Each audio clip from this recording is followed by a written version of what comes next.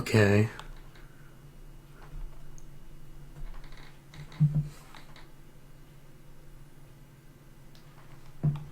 All right. Give this a second. We are live. All right. So, what's going on? It's a nominate, obviously. And after weeks, really months of putting this off, I'm here with my first map making stream to talk about The Awakening. It's supposed to be a black screen, don't worry. My internet is not the fastest, so it's gonna be, there may be some dropped frames, there may be some lag. I don't care. I just want, I need to do this stream. Happy New Year, welcome.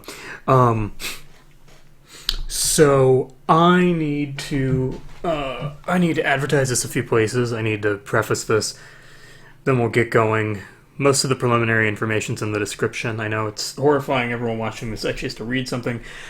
Hopefully the mic audio is good. I know the game audio probably shouldn't overpower it anyway. Yeah, it's supposed to be black screen right now, don't worry.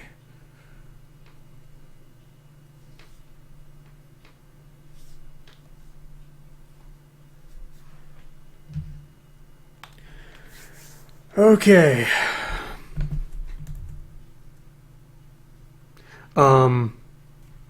So I stopped.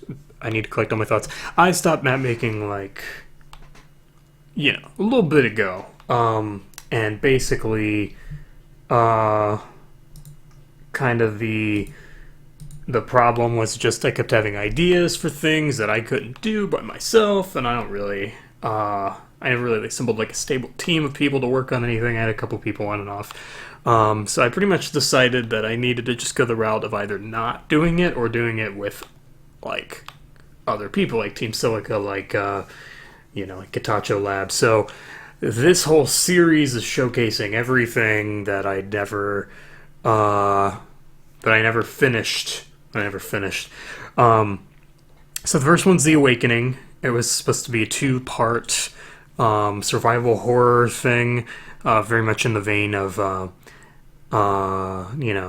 the pretty much anything by Frictional Games, Outlast, just kind of big story-driven survival horror games, and thematically and gameplay-wise, all that. It was very heavily inspired by it.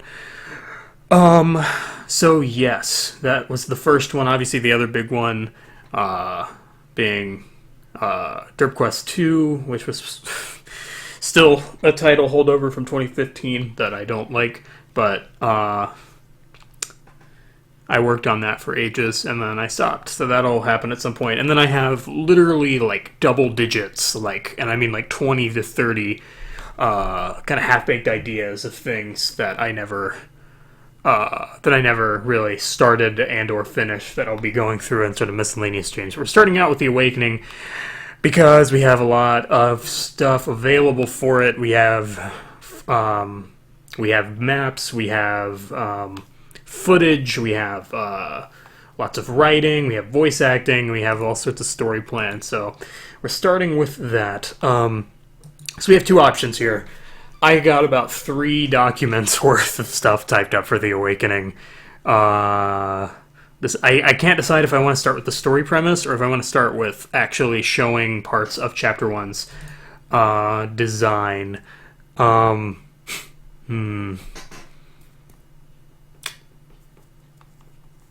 don't know if there is a preference from viewers, but I have it set up to pretty much do both. I mean, I would need to open Minecraft, but that takes what? A few seconds. I have a 52-page planning document for The Awakening.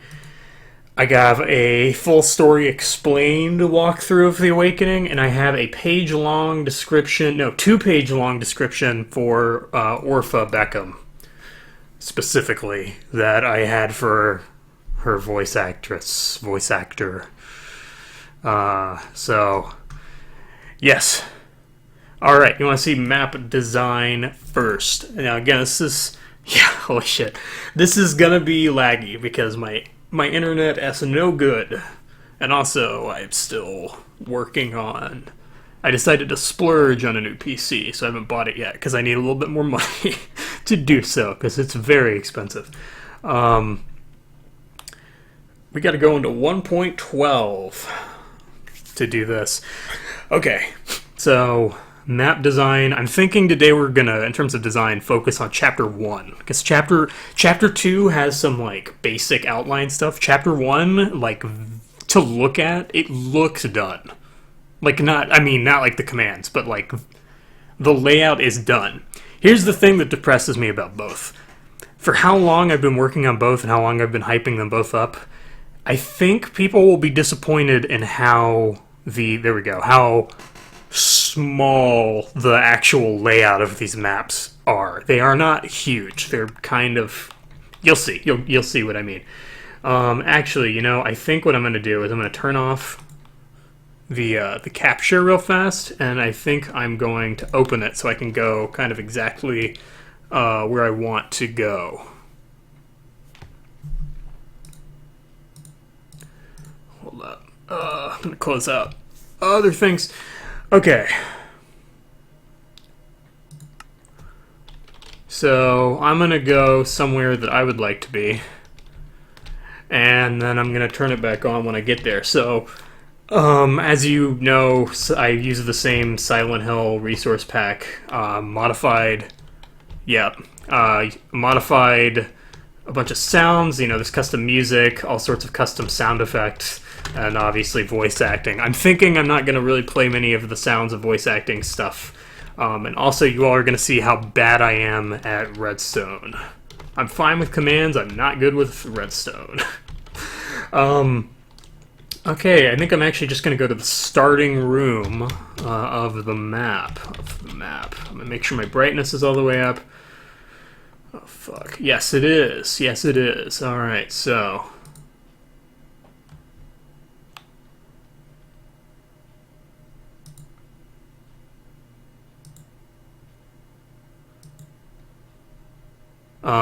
and then since this PC is old and I need to replace it, for all I know, it's gonna be fucky anyway, but we're pushing through.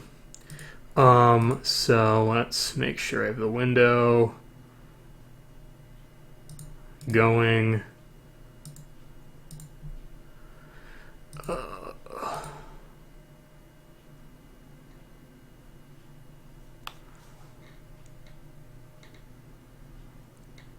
Happens again, and if it does, I will be upset.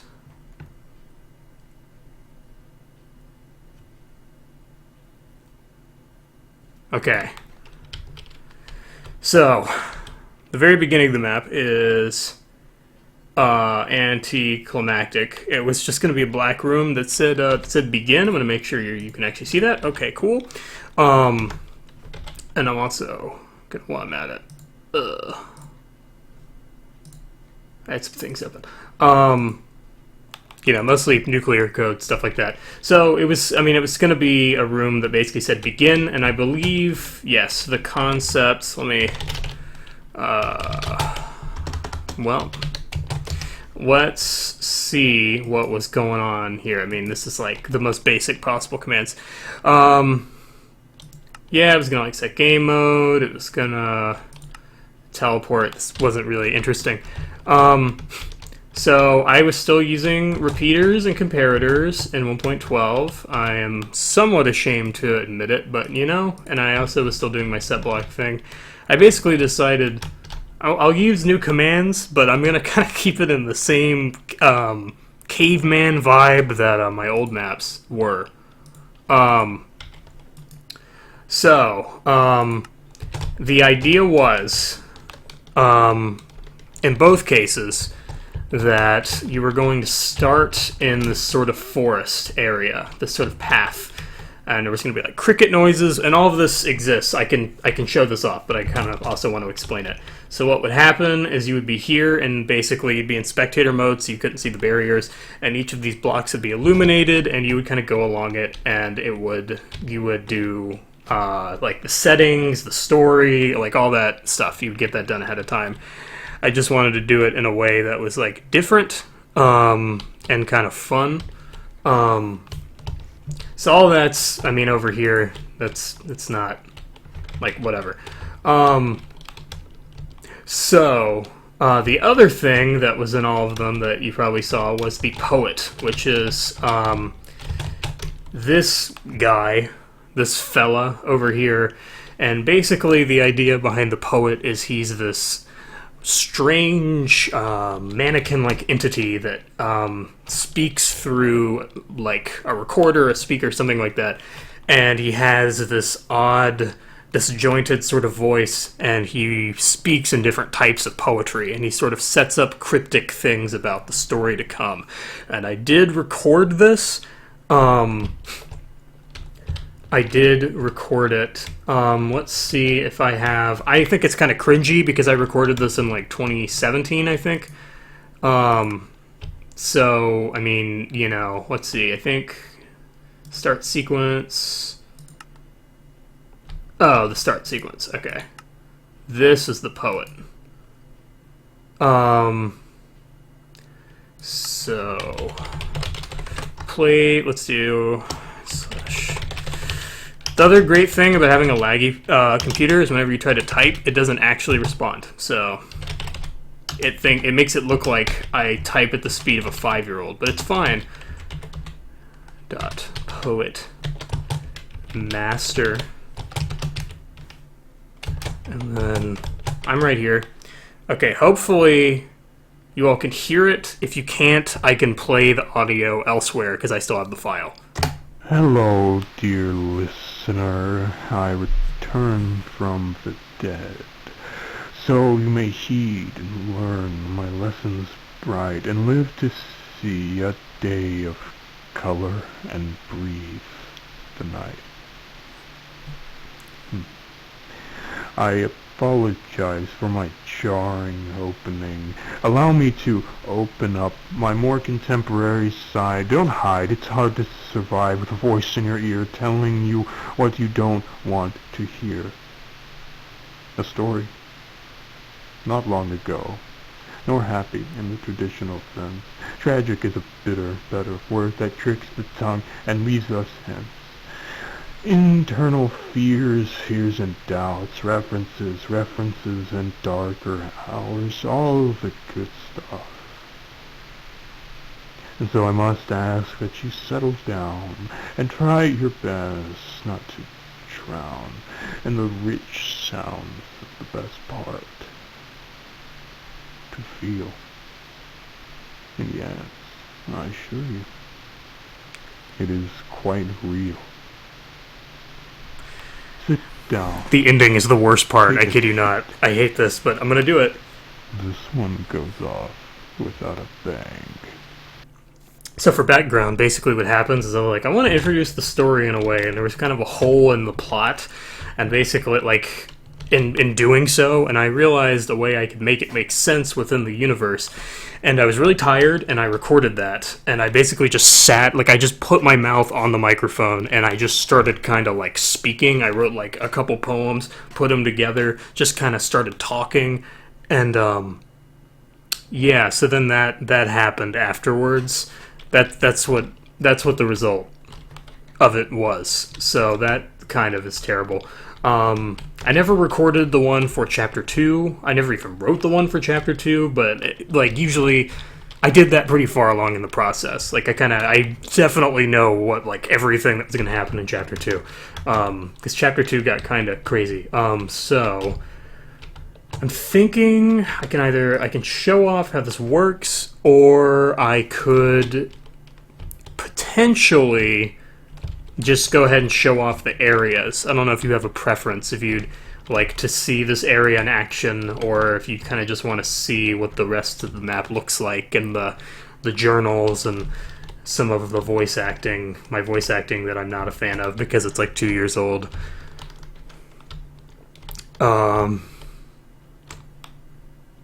Yeah, and he does kind of sound like a bootleg G-Man, I think. That was not the intention, but it kind of came out like that, so... yeah, so we can either do this area or progress, I don't really care. Okay. So we've all kind of seen this area already. Some of this will set off voice acting you've already seen. I guess it's fine. It's not like I'm doing anything with this later. Basically, there's you appear in here. I'll explain the story later because there's a lot of story here. But you've all seen kind of from the gameplay footage, you get to this door, right, and you aren't able to get out. I think it's not activated because I didn't activate the start sequence. I had it so you couldn't activate a story event unless you had activated the ones before it. And then there was this key. So the journals left by Clement Bird are very important because Clement Bird is an agent of Xylix that leaves things throughout both chapters that you find, and you never you never really run into him, but he's a very major character. That's technically a lie. You do run into him, but not like really. He was going to be in episode 2 or chapter 2. Yeah. So the man-made stuff thing is very important. There's a little bit of outdoor areas, but even they look very modified. There was a part in chapter 2 where you were kind of in the woods for a little bit, but that is not a huge part of the gameplay. It's not really a major area. So yeah, this one. So we sent Zachary down there, the poor bastard. I'm hoping we can cut off the circulation and catch the escapees on their way up. I said escapees, didn't I? Escapees on their way up the main tunnel. After all, these sewers are built to shake. I worry, though, about our funding. Corporate B gave a ring and told him that Silisk would be launching a full-scale investigation on X295638249. I'll get over there later today and set up a surprise for them. So X295638249 is a really complicated way of talking about the most important plot point in the entirety of The Awakening, which isn't encountered until Chapter 2.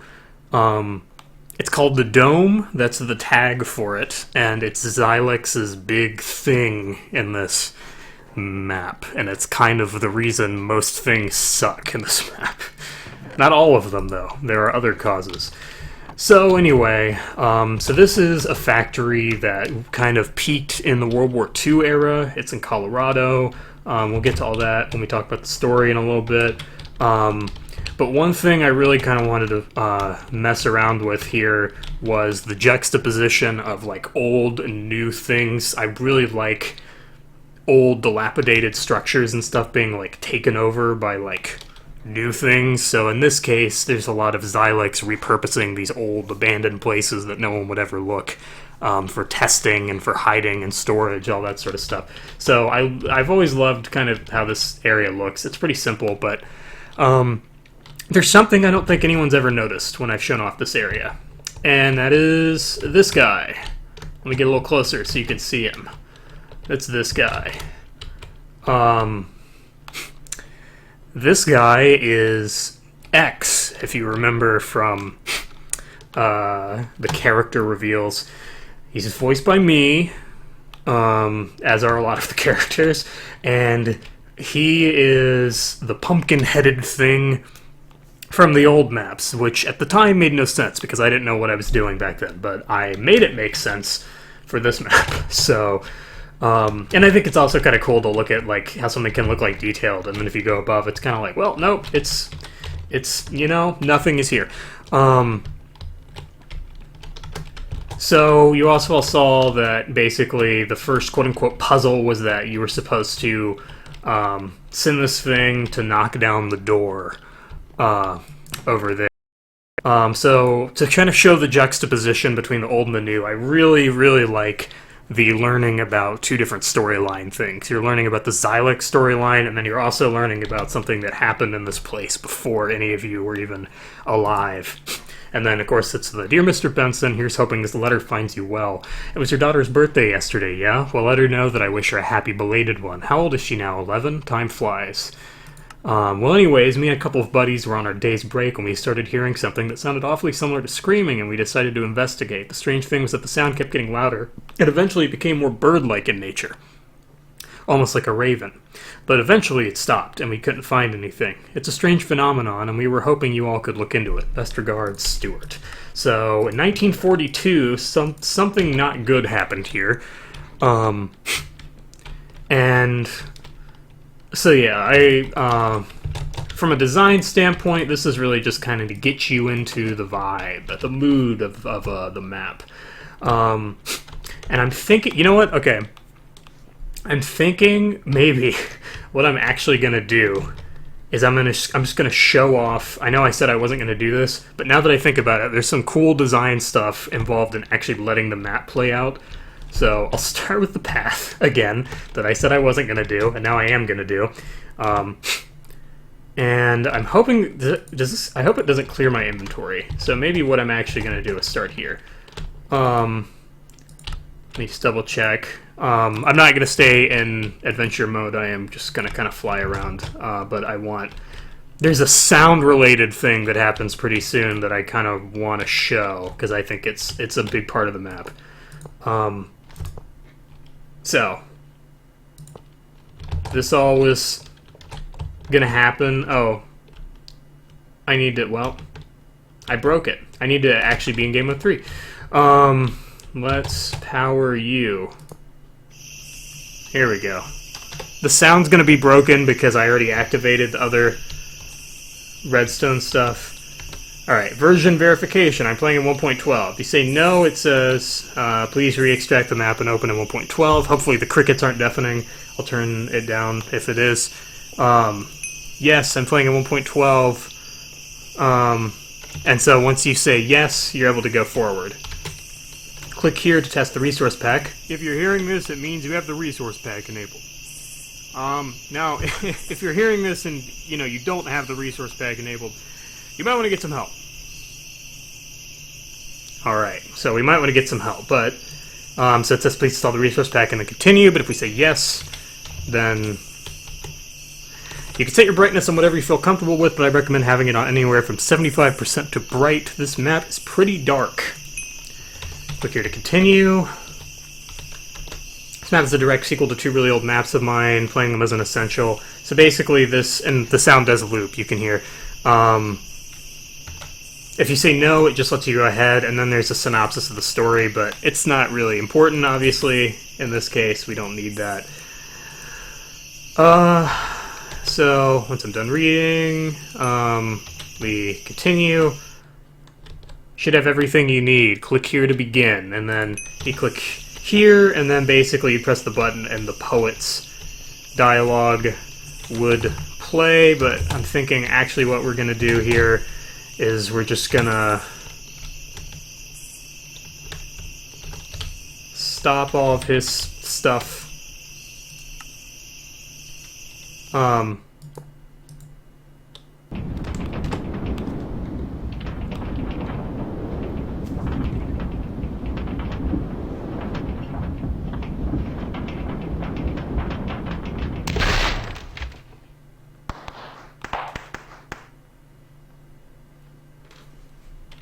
No, God, no. What is happening? Alright. Okay. Alright, this is nothing. You can take it. You can... Oh, God, what the hell? What the... There's no barriers there. What is this place? So, you give it a little bit of time to set in. Then the music begins, and the barriers disappear. So we've already seen that, right, when I showed off the gameplay. Shit! Alright. Okay, I need to find some other way around this door. God, what is this place? So then we have to find a way around the door. Alright, so, I'll just break the door. I don't really feel like we need to open it. And then, of course, I wanted to add some owl sounds. Shit! Yeah, I don't love my voice acting, but it's not terrible. It's just could be better. But of course, I'm going to be critical because it's from like 2 years ago. Who isn't? So I wanted to add natural noises just to add for the ambience. The ambience. So we can see Mr. Pumpkinhead. We can see X over there. Now, he's hidden in a lot of places. He's kind of always watching you throughout the map. And you run into him a few times. So that says machinery control, but it's all washed out. And then obviously it sparks. I was too lazy to animate it, so it goes black. Breaks the door. Alright, that did it. Machine smoking. Surely there's a, I don't know, exit around here somewhere. And this is pretty much as far as anyone has ever seen, right? And this is pretty much it.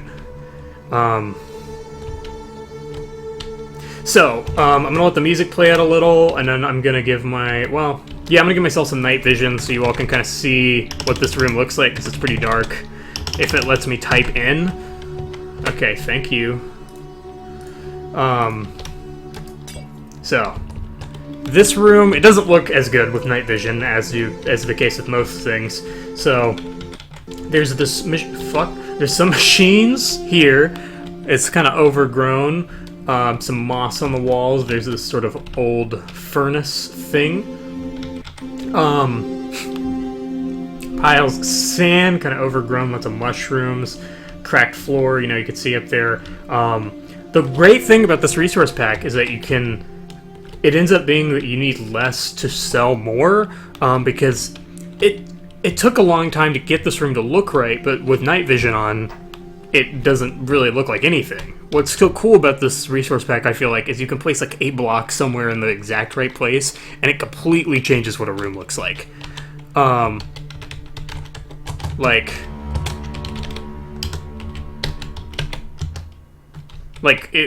just the weird, like, oh, what is this weird shape out of the corner of my eye versus like, oh, it's a pile of sand.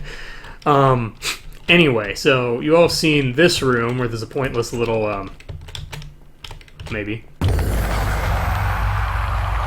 Pointless little jump scare. There's nothing in here. That's just for fun. And that is X. Whenever there's weird, you may remember from the sewer, there's that part where the door busts open and all the like blocks block your path and all that stuff. That's all X, which is not a good thing.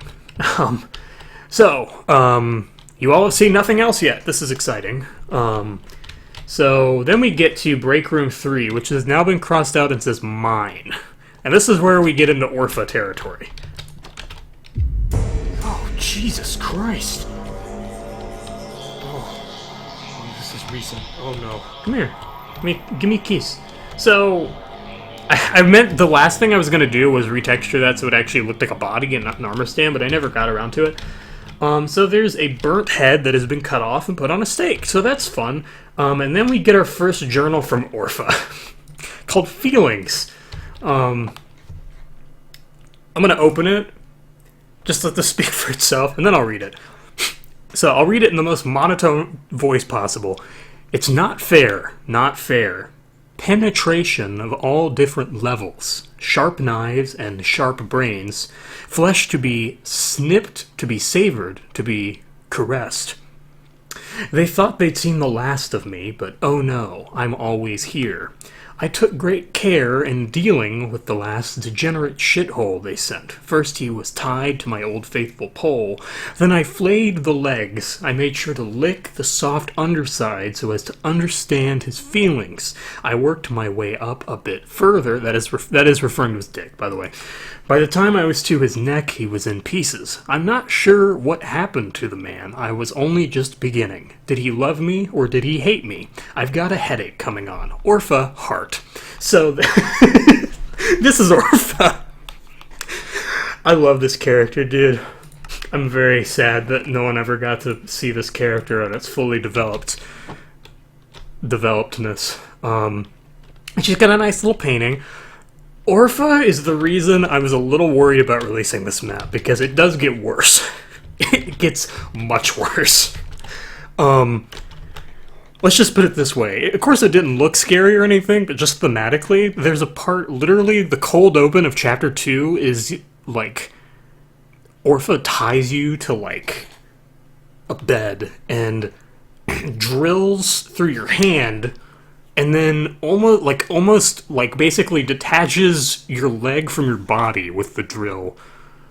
And then basically leaves, and it's implied it's gonna like kill you, and then there's some like sexual kind of it gets very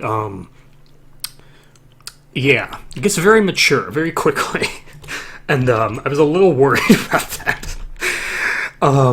It's all because of her character. It's all because of her. So then we get into shipping and deliveries, and we get another key part of Orpha's character. What the hell is that thing? Is that some sort of...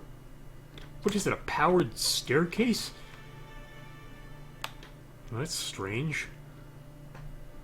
Wait. Wait, what? Is that music? Where the hell is it coming from? So... music? That's kind of weird. Oh man, this is broken. Okay, there's supposed to be a really cool moment where the second you walk in, Orpha's standing there, and the second you walk in, she disappears. She steps to the side. Let's see if I can make that happen. So, Orpha's theme is Danse Macabre. That is her theme song. I took all sorts of different parts of the song, and it plays in different parts of the map when you succeed in different things that are related to her character. The final struggle with her character is the climax of the song. It's just, there was all sorts of things. Where did I have...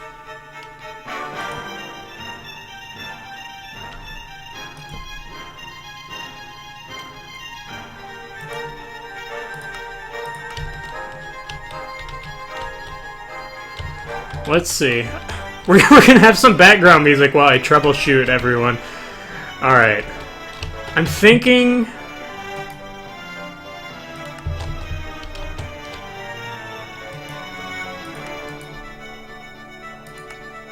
what has to have happened here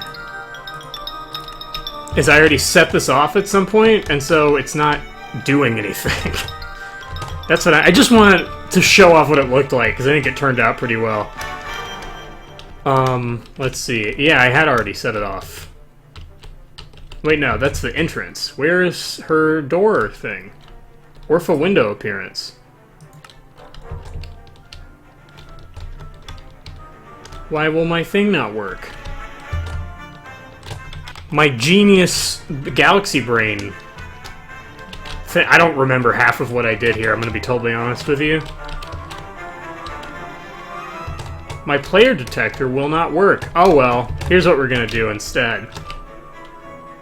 Good old-fashioned... here we go. Oh god, hello? Is someone there? Was that worth it? Oh yeah, achievement, company.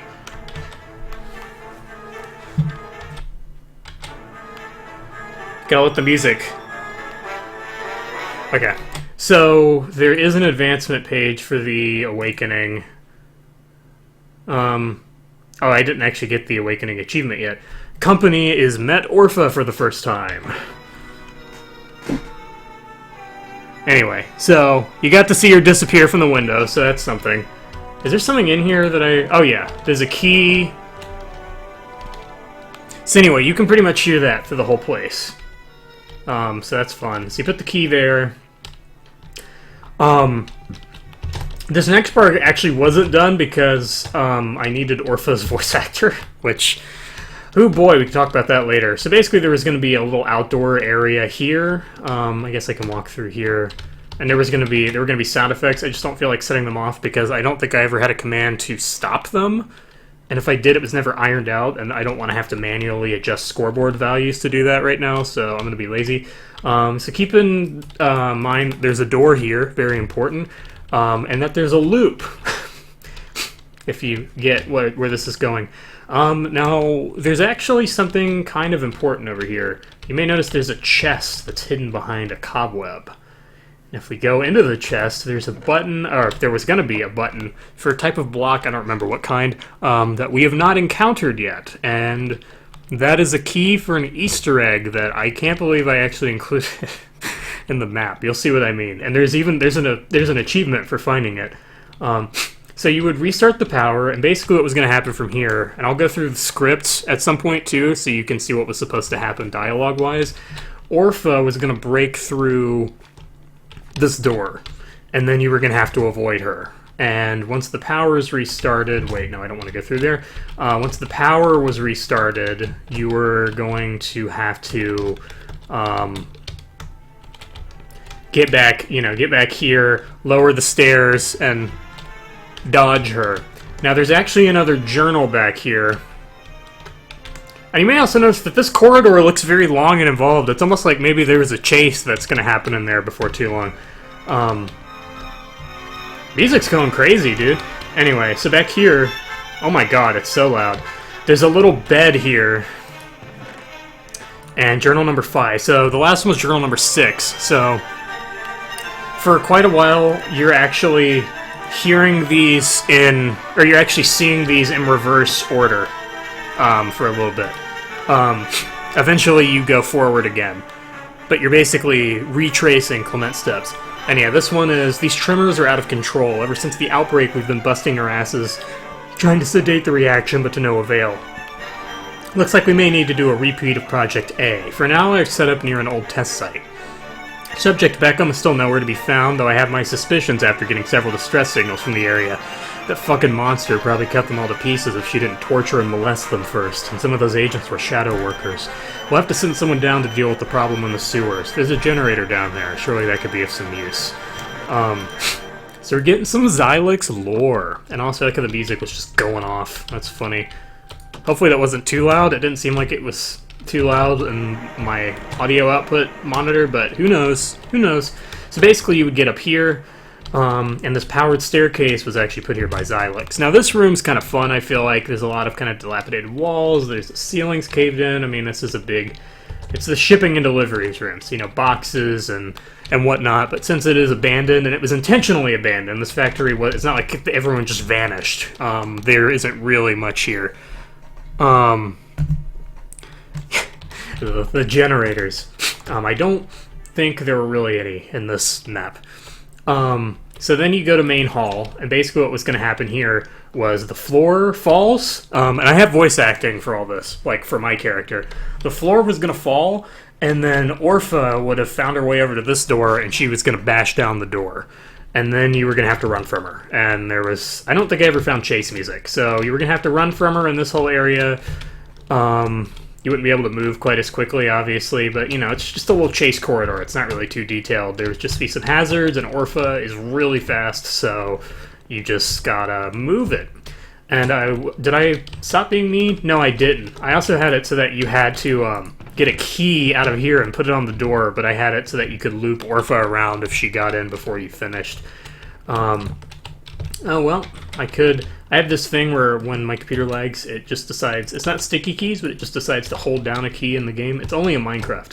Anyway, so once you get here, you were going to fall, and you were going to be incapacitated for a little bit. I have other things programmed, don't worry. But this part was not, because I needed... Her voice acting was kind of important for the timing of this chase. And you were gonna, like, look up, and then she basically has some comments about, oh, you're hurt, she can help, she's gonna go get help so that she can make you get better. And you really don't want her to do that, because you kind of want the opposite of to be around her more. So, then we get in here, and this part's kind of interesting. I hope this part works.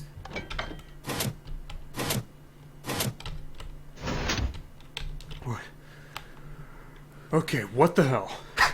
That's one of my favorite moments with this character, because he's just like, what is this? Does this part work? No. So there's some music playing. So basically, we found a Xylix test site, which is not fun. We don't really want to be here. But we'll get to that, because I want to show off... I was kind of proud of this like, airlock room. This decompression thing. Which is interesting that just a basement of, like, a laboratory would have that, and then oh yeah, here's the full model of the door. In case you were interested in that.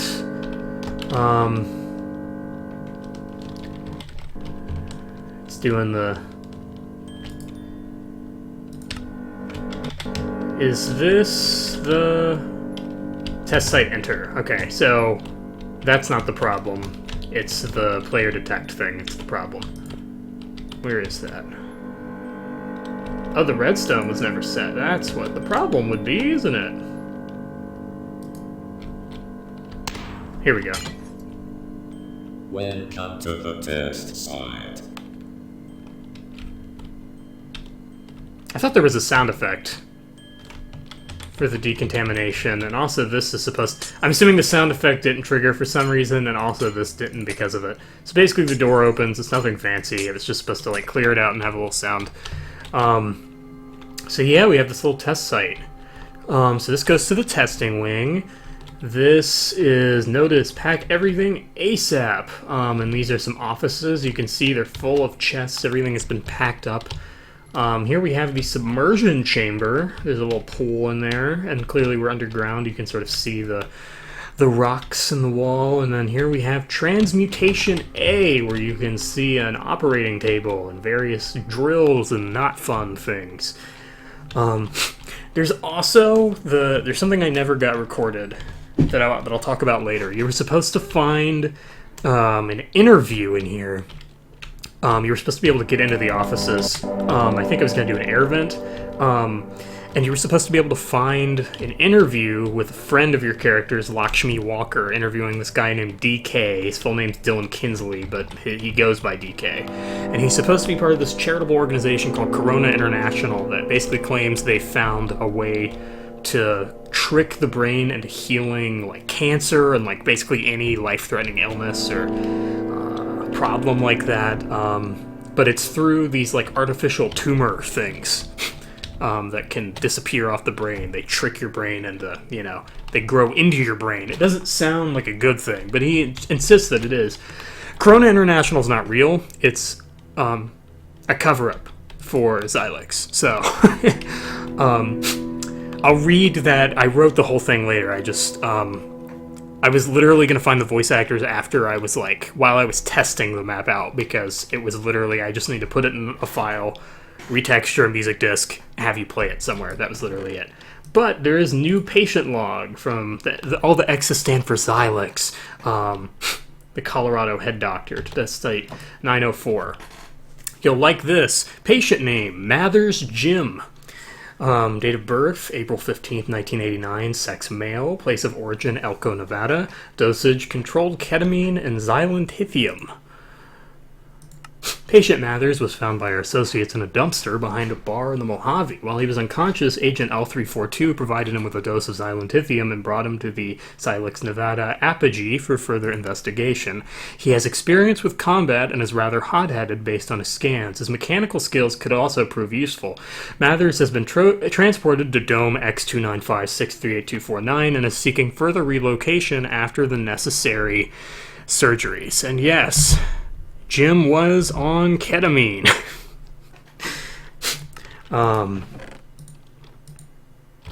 Yeah. And then we open the door. But then something happens when we open the door. So we're going down to the testing wing. Uh-oh. Where do you think you're going, Mr. Sticks? Here. Come a little closer. Let's talk. So you can see him in the distance there. So it's my favorite demon voice for X. So we walk towards him. One cheap jump scare.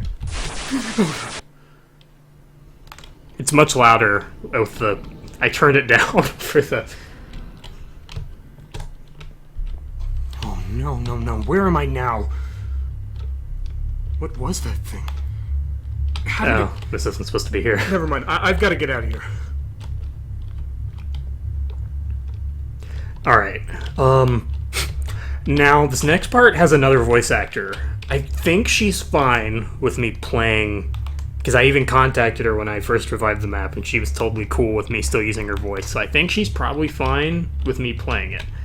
Damn it, I'm locked in. Oh wait, except I'm not. How? Wait, whoa. Okay. The door seems loose. Let's just Maybe I could bash it down. let's just put some blocks here so this actually works.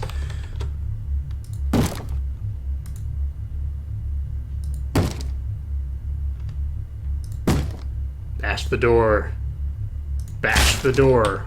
Alright, There we broke it. go. God. Alright. There's gotta be some way out of wherever this is. So, we go here. This is gonna work.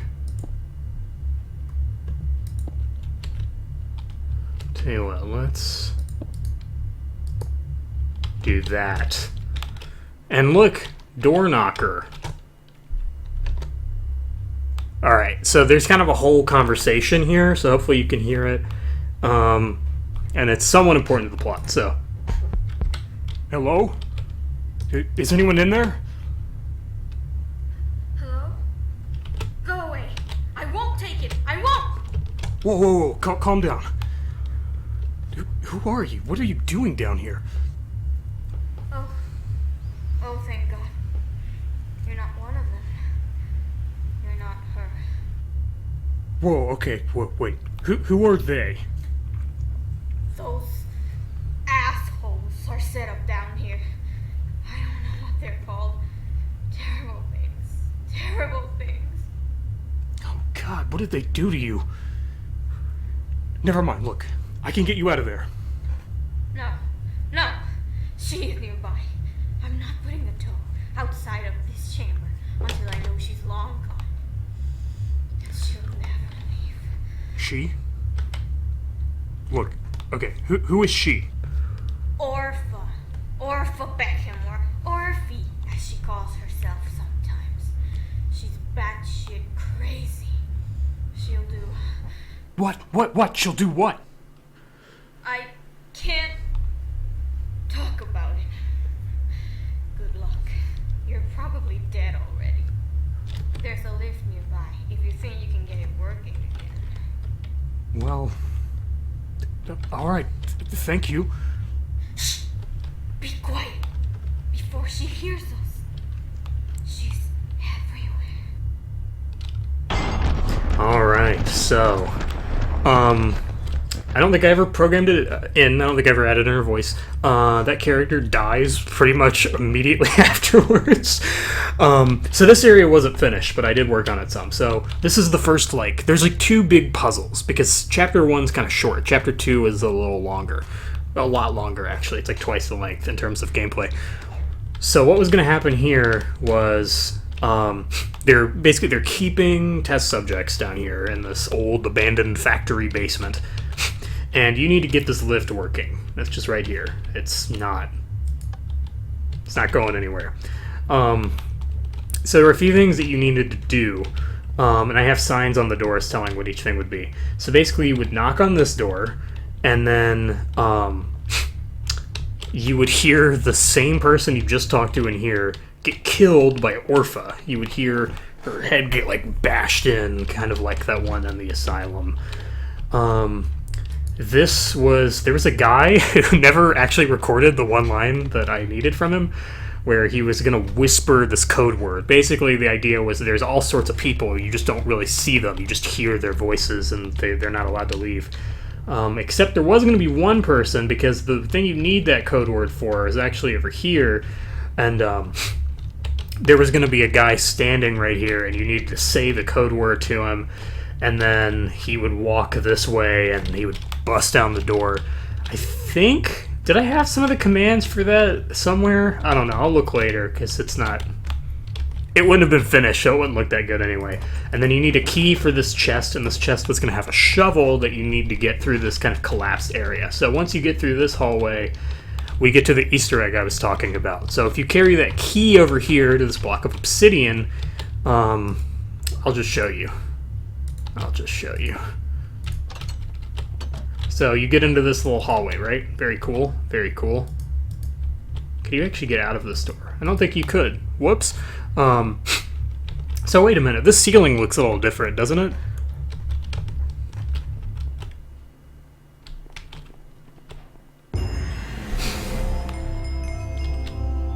I've been here before. Remember this room? From Darker Depths, minus the armor stand? This is the public museum of Sonic Fan 0001. Where is it? Found the Sonic Fan 0001 public museum. So I thought it would be kind of cute because I thought this area kind of looked like Darker Depths. I decided I would remake it in a similar style. So, friends, a special thanks. I think I made this back when you still had your old username. So yes, that is there. Everyone from Team Silica, everyone I've been friends with in the past, everyone IRL, of course. A portrait of something creepy, again.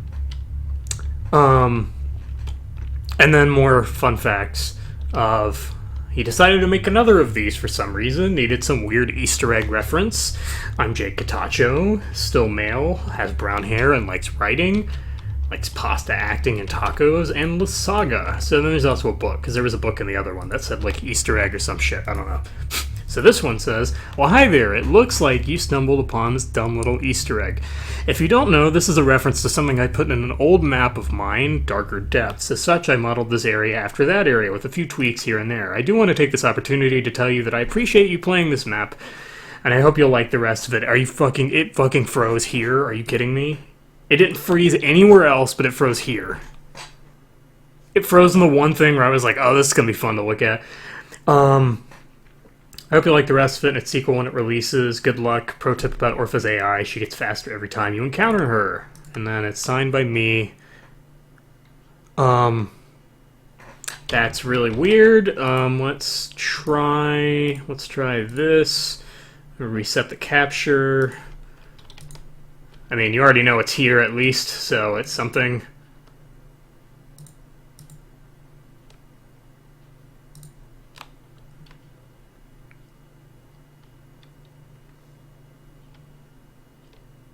Did it unfreeze the second I stopped the capture, and then now it won't capture it again? That's fun.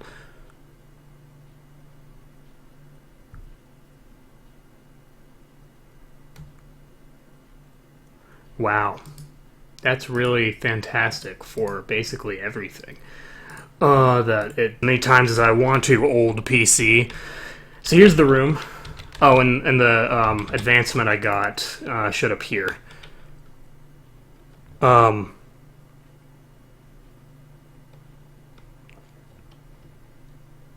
I'm making sure the stream's actually resuming. It looks like it is.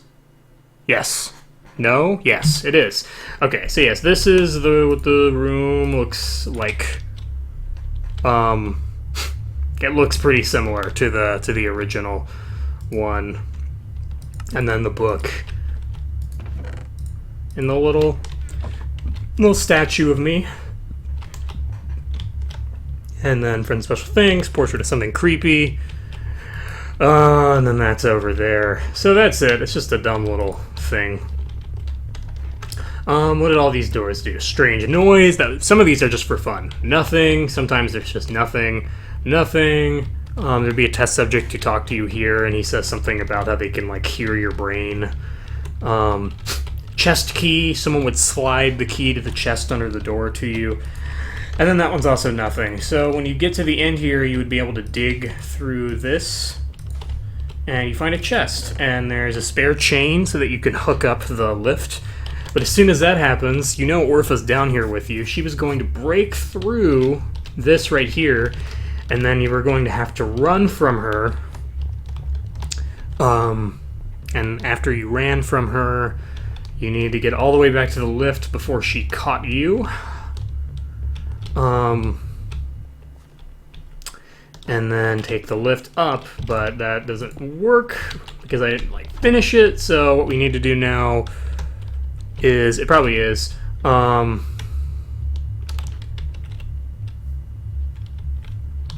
we need to go, I honestly can't fix it, unfortunately. I need to just get. I'm like $50 short of a new PC. It's very expensive. Where does the lift come up? Oh, it comes up right here. That's good.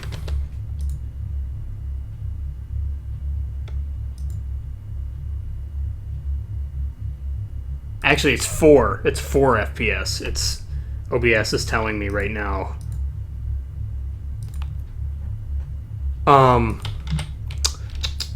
So, oh yeah, the sound isn't gonna stop. Steam notifications. Maybe here. Actually, what we're gonna do right quick is we're gonna. I don't know why I didn't go and do not disturb on Steam.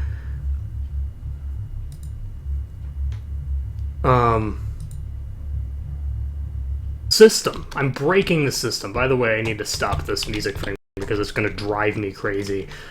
Oh no. It started right when I said it's going to drive me crazy. Do I have to stop? Let's show it. Okay, there's my score. Turn off loop. Please. Hide it. And then I'll just let it play. I'll just let it play. Okay. I'll just let it play all the way through. Of course, the archive's gonna suck because, you know, bad. It's gonna suck because bad. So this area was meant to be a miniature kind of stress-related puzzle where you were going to have to... Orpha was gonna immediately show up when you got up here. And you were going to kind of have to avoid her in this space, loop her around. So you found this, and what this was going to do was give you a way to get underneath this raised area, and you're like, oh, look, it's a window. I can get out through there. That's kind of nice. So you're going to be able to get in here, and then you couldn't get out that way. So then what you need to do was come in here, and there were going to be parts of the ladder. And then once you got the different parts of the ladder, you could... place them here. The idea being that Orpha's always following you, so you kind of have to loop her around these various kind of tanks. And then you would get outside. And this is this is like the only extended outdoor area in the whole map. So this is the shot that I kept using for the map just because, I mean, that looks cool. And then we got another, there were going to be outdoor noises. I just didn't loop them yet. Journal number 4 from Clement Bird. I've been looking for Subject Hardy and Patient Mathers all day, but with no luck. I'll be lucky if they haven't already left the damn state. Subject Beckham, she's a whole different beast. I'm honestly not even sure how to go about detaining her. She might be attracted to the nearby battery site. Maybe I could call for a defense team to set up around here. Clement Bird. So... little secret here, if you there's a kind of a dilapidated building right there, you could see X standing there once again. Now you were basically going to go through here, and then there's a little gate, and then basically X is blocking you from leaving. So Darwin has a nice little exchange about how it's really stupid that he's now having to go inside of a mine instead of just leaving. Because basically, did I keep that? I may not have programmed. I think there's going to be a thing where he tries to hop the fence, and X as a force like pushes him away from it, and he only can go this way. I think I have this set up, this entrance into the mine. This part's kind of cool. Yeah.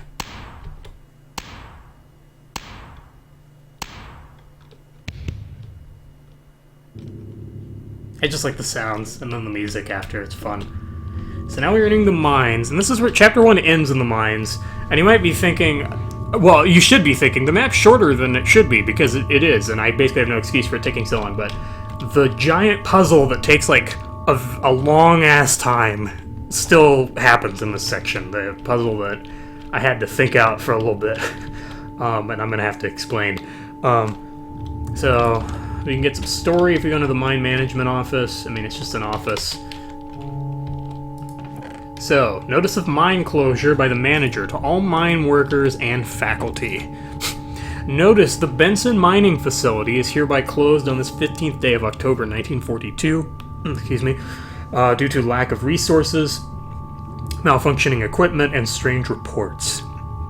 All employees will receive this month's pay and a 15-day notice of the closure. That's the manager. So this is part of the Benson Industrial Park. It was built off of the side of the factory. They're owned by the same guy. That is important. Nice little jumpy thing. If you had your volume up super high, the light goes out. So then we enter into this room. And the thing I didn't actually have hooked up to happen. Shit.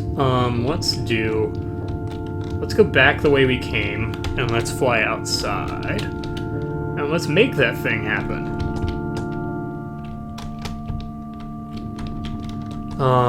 There's supposed to be a little bit of a run-in, with X.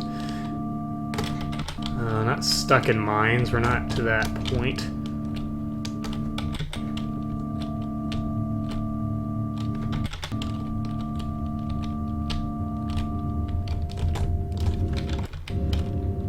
I think it starts here. Yes. Hello again. No, not you again. Who the hell are you anyway? Get away from me. What? I thought you'd be thankful. I'm helping you, Mr. Sticks. Piss off with your help. I feel like I'm losing my goddamn mind. Oh, don't worry. You haven't. Not yet. If you want to see the light of day again, though, you may need to bust out of the grave first. What are you talking about? Gosh!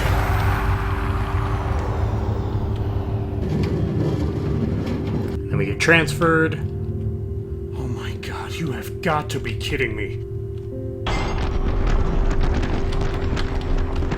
Alright, so he moves us further into the mines, basically. And this is actually the last area of Chapter 1. But let's take a look at this area. So what was going to happen here is... Oh, that's not supposed to be there. Sewer maintenance. That's kind of funky and strange and fresh. And what was going to happen here is you were going to pass by the door, and then Jim was going to try and break through. And I don't have the sequence fully done, but I do have the... Well, I can't even fly. I can't fly. Thank you. I do have the dialogue worked out. Oh god. I'm gonna pulverize you. Oh no. God damn it, I thought I lost him back in the sewers.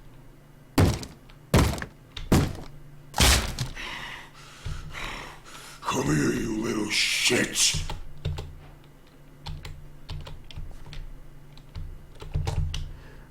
So goal reached, an old friend, and it was going to be ran into Jim.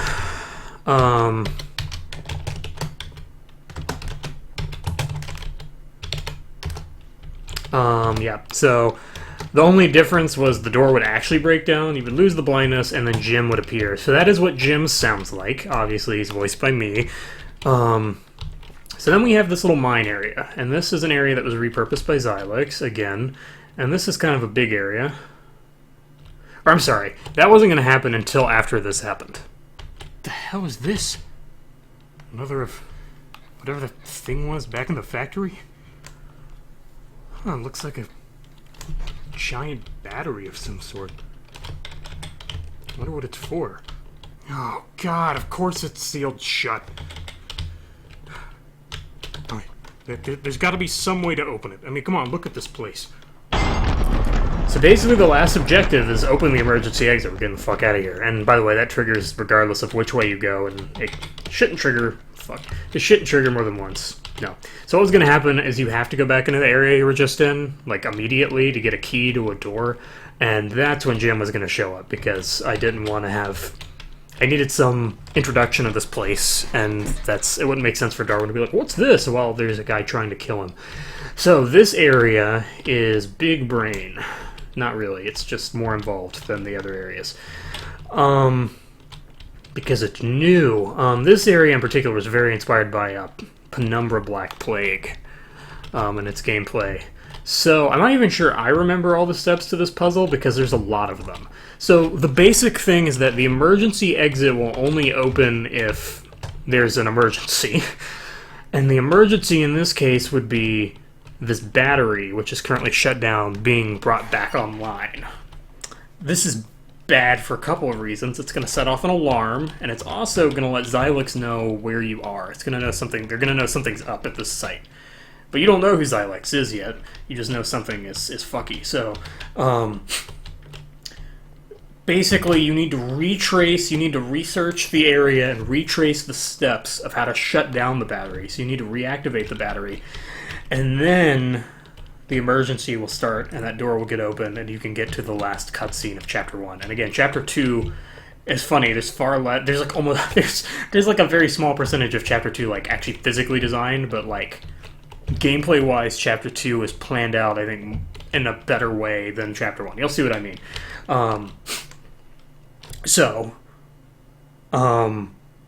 Yeah, we're here. It's great. And the first thing you need to do is get a key. I'm going to open... I'm going to open a Google Doc for it because I have the whole puzzle out. Let's open it on my phone. So I can make sure I'm telling you all the correct steps to this puzzle. Where is it? Here we go.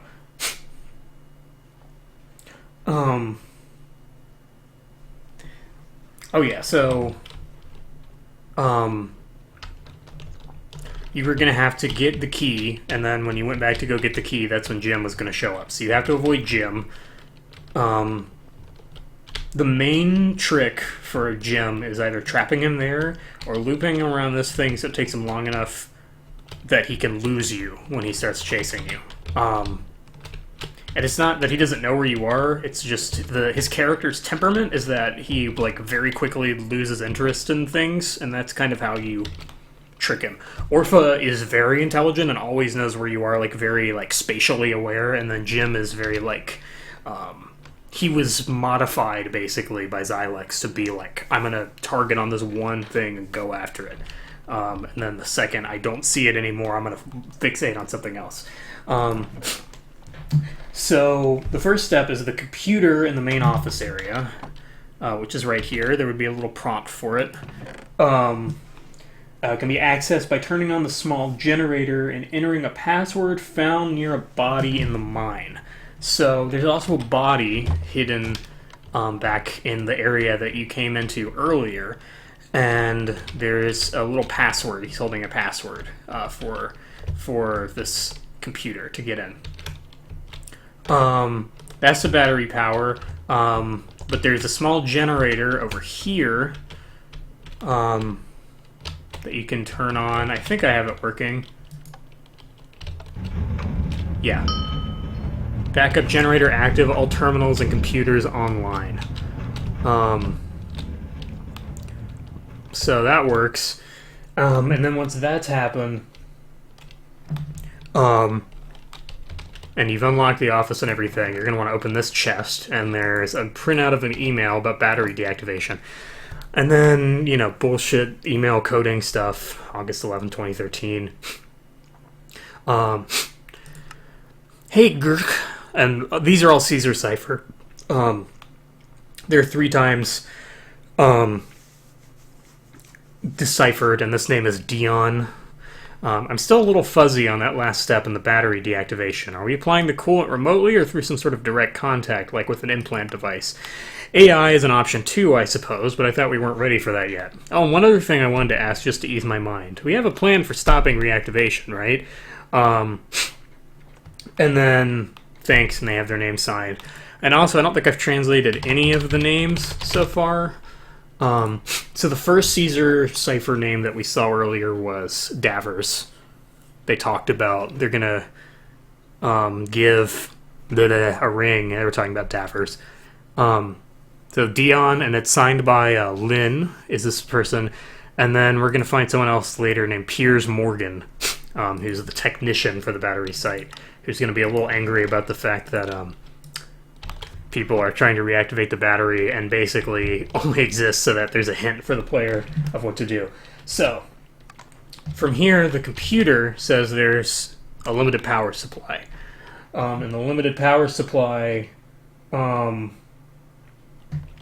obviously needs to be fixed. You do have permission to open doors.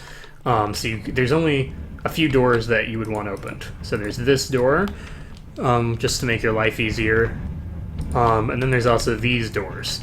And then you get into what I like to call the puzzle room. So this is a storage closet. I just thought that this would be funny because hiding isn't really a mechanic in this map, but if you do hide, there was going to be an achievement called Do You Think He Saw Me? And it's hid from Jim. I don't think I had it hooked up. But basically, you would hide in there, and he wouldn't be able to find you. It's just like, it really does nothing because he would just hang out here. There's no advantage. Hiding was a mechanic in Chapter 2. It's not in this one. There's also a little terminal in here.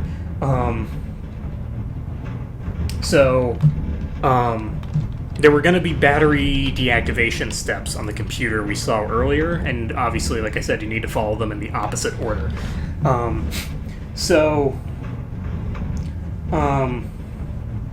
The first thing is the computer that we just saw after opening the doors.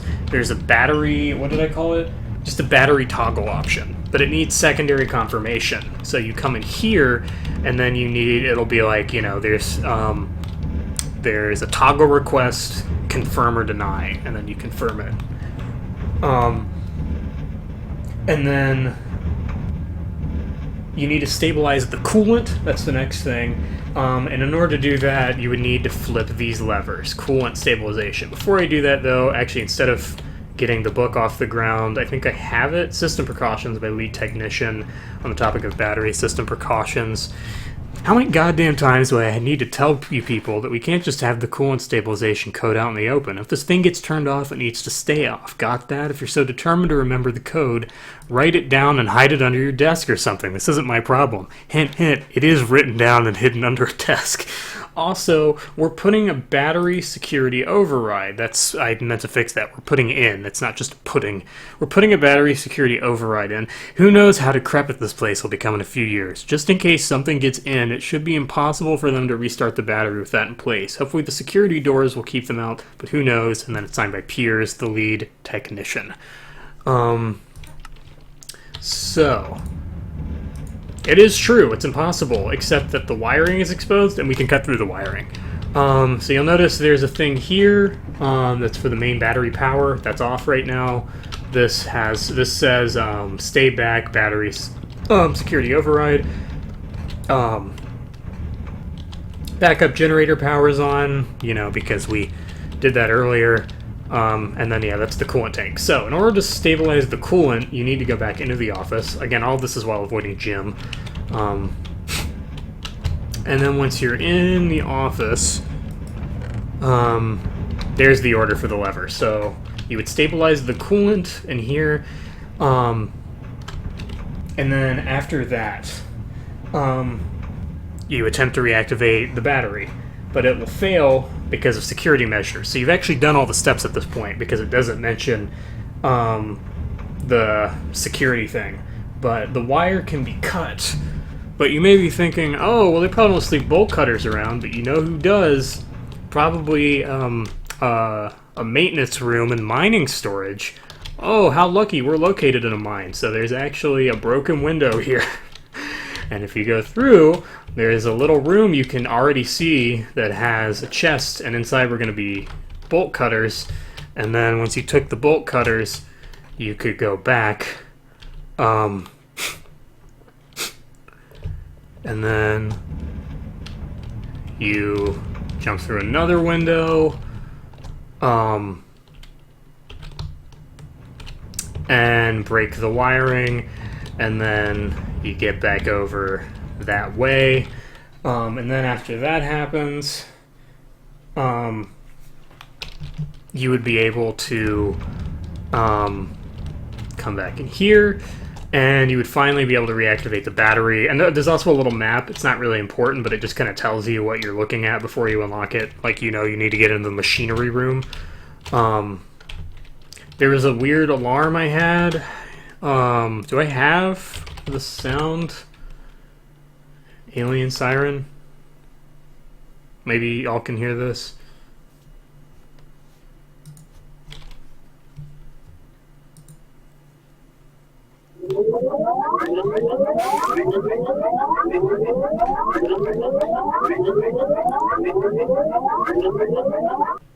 So that's the sound that plays, and basically there would be a looping voice that's like, warning, get out, there's an emergency. The lights would be flashing, and this door would open. And once this door opened, you would go through the mine, and you would get to the end, and then Orpha breaks down the door, just hits you over the head, and is like, oh, I told you I'd find another way, you should have waited for me, and then would drag you into the credits that go on to Chapter 2. And Chapter 2 is where a lot of the plot really takes off. Before I talk anything about that, I think I'm going to go through some story, so y'all know what the fuck is actually happening here. And then I'm also going to look at the proposed character model. So this is what Darwin Styx is supposed to look like. You would be wearing these clothes. You wouldn't have the head on. I thought that would be kind of dumb. Orpha is interesting. Orpha is blind because she removed her own eyes, but she's actually able to see everything because of, I'll explain that with her character later. She's developed it's not even just like hearing, she's just developed like basically a sixth sense that allows her to perceive her environment. You don't see George Westcott or Lucy Hayden until Chapter 2, but they're very important temporary characters. Warwick Hardy, you don't see him. Clement Bird, don't see him until later. Davers English, you kind of encounter him, but not really. And then Poet, and you know what Jim looks like. I just made him look exactly the same as he did in the sewer. So there's actually a sequence that was going to happen at the very beginning that I did not get done. And once the Poet, you know, was like, this one goes off without a bang, you know, his whole cringy-ass monologue, you know, it would... the theme would start, and it would be like, you know, Sonic Fan 0001 presents, because I hadn't changed the name yet. And yeah, so once that happened, there would be some opening things, and there was going to be a news reporter, and I'll read the news reporter dialogue that I had written. I don't know why. I didn't want to record it because I feel like there's a lot of my voice present in this map, and I could never find anyone who could do a news anchor voice that wasn't just, like, cartoony, you know? So it's... In other news, a small search party has been dispatched to locate a local freelance investigative journalist from Denver, Darwin Styx. He was reportedly out near Hotchkiss for a special report where he still hasn't returned from and was reported missing yesterday night. He is presumed dead. If you're out late tonight, you might notice, and then I basically said they could just improvise what they said before and after, because it's just a string of reports. So that was just supposed to be some background stuff showing that your character is not in a good place at the moment. And then you were going to show up in this like black room, and Davers was going to talk to you. And I think I have some old recordings of that. Let's see. Let me open. I think I had a folder with all my voice acting stuff.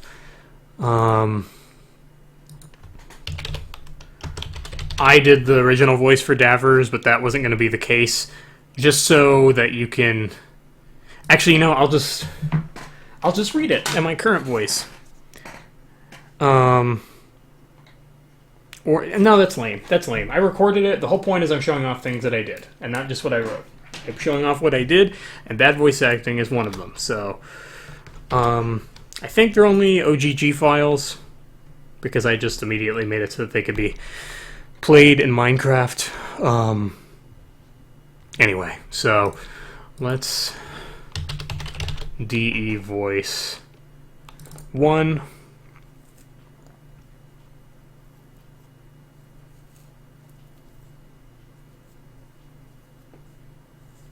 Okay. Hello? God, this was like early 2017. And then, oh, you gotta hear me talk to myself is the part that's really bad about this. So let me open up two different windows so I can just play the voices back to back of Darwin and Davers talking to one another. DS voice. Oh, like one? It's probably the first one. So he says, hello.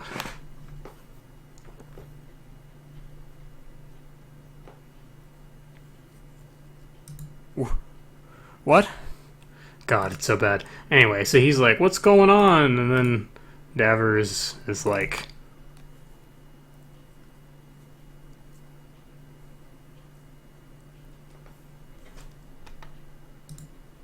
Oh, good. You're awake. I know you must be confused, but I need you to trust me.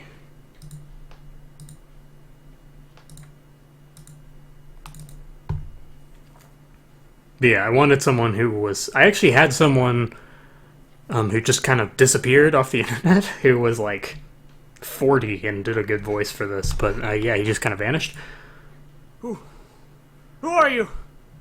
God, I sound like an infant.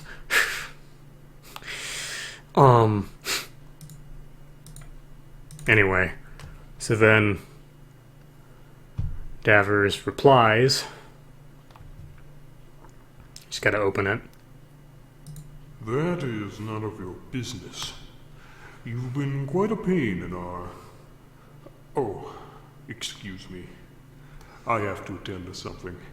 And then basically Darwin would be like, no, get back here. And then that's when the pumpkin, when X would show up, and then that's where you appear in here, and then you crash in through the roof here, and then you see where the map goes from there. Other than me describing things that I'll read at some point to actually show you what was going on in the recording that wasn't there, I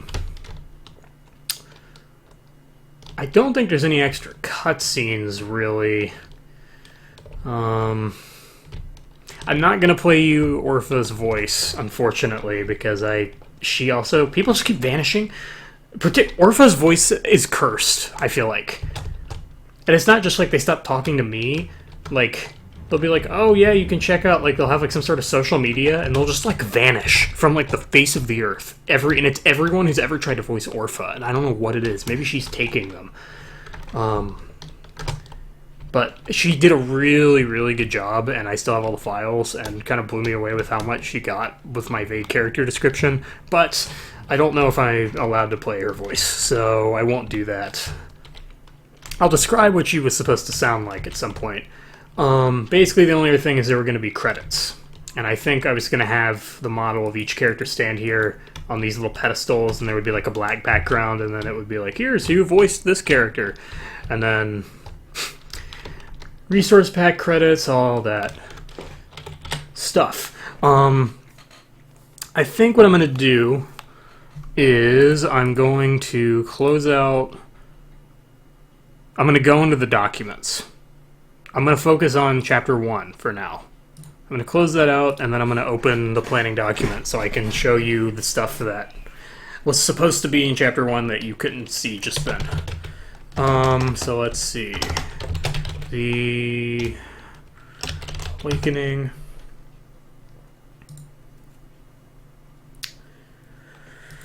Okay.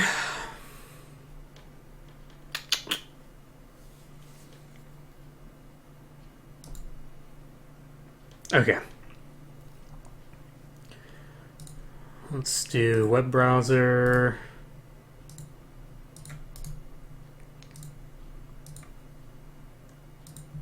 There we go.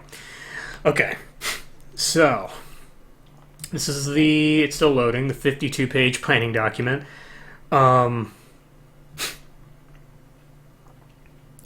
So,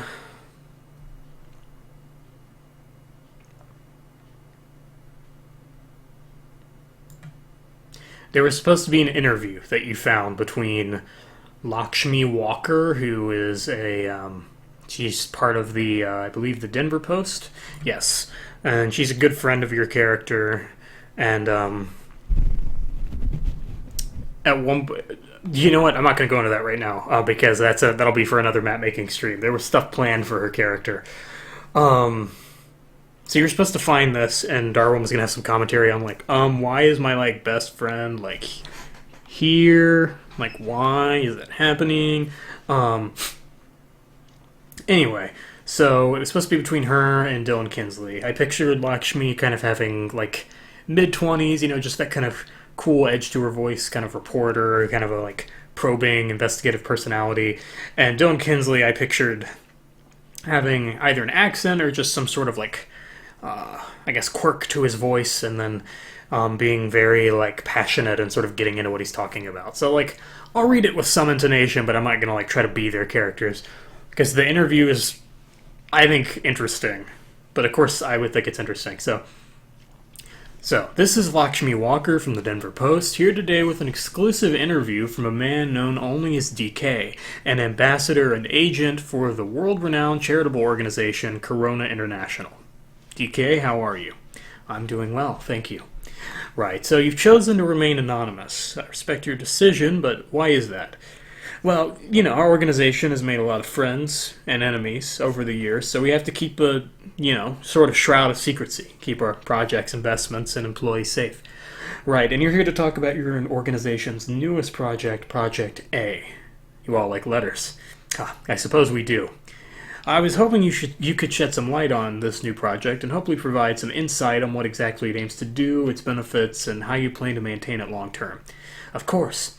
Project A actually stands for Project Abaxial. Abaxial? Like something stemming from a plant or an axis?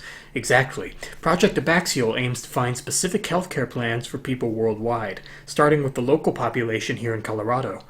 Now, that might sound generic and uninteresting, but I'm not talking general insurance and planning. No, I'm talking things like an eventual cure for cancer. So your organization plans to cure worldwide ailments and phenomena. How? Well, we're working with the epicenter of crisis and control in the human body, the brain. See, the brain is a computer. It's far more than an ordinary organ, obviously, but it also holds the key to how the body deals with illnesses, general functions, anything, really. So we at Corona International thought, you know, hey, maybe we can find a way to tap into what the brain knows and what it can do and find ways to get it to stop these terrible things without any risky outside treatment. Of course, working with the brain can be risky by itself, so we developed the stem of the Abaxial project, a model brain. Using government funds, we have found a way to work with the brain in a hands-on way so we can fully understand its abilities. Fascinating. So you have this hands-on brain, this stem for the Abaxial project. You're aiming to learn about the brain and how to control it without harming it, is that correct? Yes. But don't brains vary? How do you know your model is effective? Great question. Well, you're right. Brains do vary, like everything in life. However, we're not working with each person's individual brain. This is where the namesake comes in. We've made a mold, a reference point. We're using it as our control. And how exactly does that work? Well, see, we've recruited a small network of volunteers, all of which admitted themselves due to past experiences and traumas, as well as current medical predicaments. So these are volunteers. They weren't forced to do this against their will. Of course not. Of course, as the public knows, we did recently purchase the Red Rock Asylum for charitable efforts. Hint from me, the Red Rock Asylum is the asylum from the map The Asylum. I hated that sentence. We've set up a recommendation system for patients and doctors there to see once we've ironed out branches of our technique and treatment if it works. We're considering branching out to some local hospitals in the near future to try our treatment on regular patients. And these patients have the option to say no to this? Of course. Right. Now, there have been some interesting reports about early experimentation here. Something about strange vision, seeing something in their heads. Could you elaborate on that? Well, much of our work has been kept under wraps, but there have indeed been some outlying effects and experiences with our patients. Oftentimes, our efforts being based on brain nodes, a small number of patients would refer to a strange bird god, something that had been waiting for them. We were always able to resolve this problem, though. Brain nodes. How does that work? I mean, long term, how is that safe? Well, we've done extensive studies on tumorous growths in the body and on the brain and have learned how to master its general properties, but with positive, controlled effects. If anything goes wrong, we can simply flip a switch and get rid of them. Patients will need a couple of days to recover, of course. And what are these tumors made of? They're based on the new drug we created years ago. Right. Xylantithium? Yes. Xylantithium is... Well, I don't have the authority to speak on the topic of its contents. We manufacture small pills containing the substance, and it subsequently enters the bloodstream, causing small, reversible growths on the brain. Think of it like making small, organic shields against, well, pretty much anything that could happen in the body. Now, you mentioned a bird god. Could you elaborate on that? Well, there are quite a few notable instances of bird gods in various mythologies. At first, early patients would describe carrion birds, vultures. In ancient Egypt, the goddess Nekhbet was one of the two present patron deities. She was often portrayed by a vulture. More interestingly, perhaps, though, is the Maori god Tani, who represented forests and birds. Patients started to grow a fondness to this figure, accepting its seemingly docile and peaceful nature. So you let this keep happening?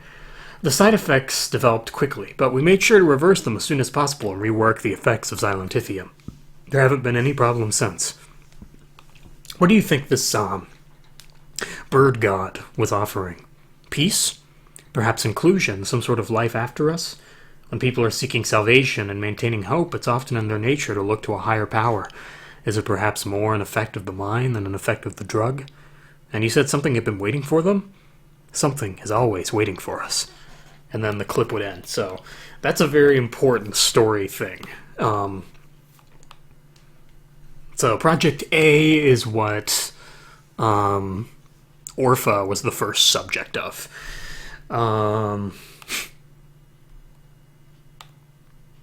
Yeah, so this is what Project A is represented as. It's this thing that basically creates these reversible, quote-unquote, tumor-like growths on the brain that, like, regenerate and protect against illnesses and, all that kind of stuff.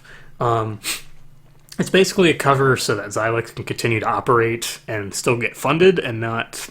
People won't know about what they're actually doing, which, if you don't remember what Xylex's MO is, it's basically to make, like... it's a very, like... Nazi throughout time, any, like, Aryan mentality, but, like, to make a superior race in terms of mind and body. But their thing isn't to kill everyone off and create something new. It's to take what already exists and quote-unquote make it better. It's just that they're still not getting anywhere. So you end up with people like Orpha and Jim and Warwick, as you'll come to learn about in Chapter 2. So that's what's going on there. There was a recording of that. Also, the other achievements that you were able to get. So in Chapter 1, there's Company, which has met Orpha for the first time. We saw that one. A breath of fresh air you would get when you escape the factory. An old friend ran into Jim, saw that one. You're here just in time, that's when you beat the map. Those are the only 4 story achievements. There's also True Journalist, which is in both chapters, and that's if you find every document in the map, and that includes the interview, anything story-related, basically, that you don't need. I've been here before, found the public museum. Do you think he saw me? I talked about that one. It's if you try to hide from Jim. And I Will Survive, which is to complete the map without dying. That's also in the other one. I kind of want to just go through the descriptions for the achievements in Chapter 2, because I think they're kind of crazy to look at out of context. They're just kind of fun. Sacrilege is the first one. Escaped Orpha's temple. Welcome to Chapter 2, because that's the big torture scene I talked about, and it's like the cold open for Chapter 2 after the whole poet's shtick at the beginning, so it's kind of an intense opening, so that's why that's there. Don't Be Gone Long Now, escaped from Orpha in the mines, which I'll show off the mines and what was supposed to go down there, if not tonight, then some other time. What Fresh Hell, survived the car crash. Never Come Back, this is his place. That's in reference to Warwick. And Welcome Home, beat the map. So those are the 5 story-related achievements. True Journalist again, and then there's also I Will Survive, same as the last one. Best Left Unheard, found the abandoned Xylix interrogation room. Escape Artist, get through the break room without Orphan's hint. Containment has been breached, located the SCP monitoring tent. Highway to the danger zone, succeeded in getting past the felled tree. That's a link to the car crash. And a little bit of a cheat code, found the secret room. That's just a dumb one. That'll probably be like the last thing I talk about, like ever. And then there were also the subchapters for Chapter 1. So there was Insertion, which was investigate your surroundings, find a way through around the door, lower the stairs, investigate the music, and run. So that's up through the chase with Orpha. Shadows, investigate your surroundings, find a way out of here, get the lift working again, escape the factory. That's just the test site down to escaping the factory. And then Buried, find a way out of the mines, find a way to open the emergency exit, and escape. I won't go through the subchapters for Chapter 2 yet, because they kind of go in depth about what was supposed to happen there. Let's... I'm trying to think what I should show next. Oh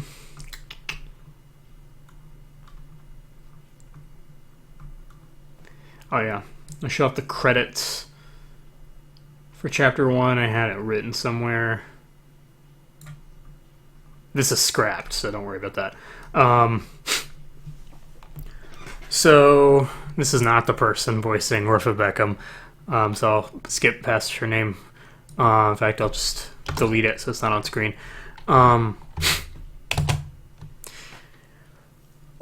So it would say voice talent, Darwin Sticks, voiced by me, and there's Orpha, who I won't say who that was.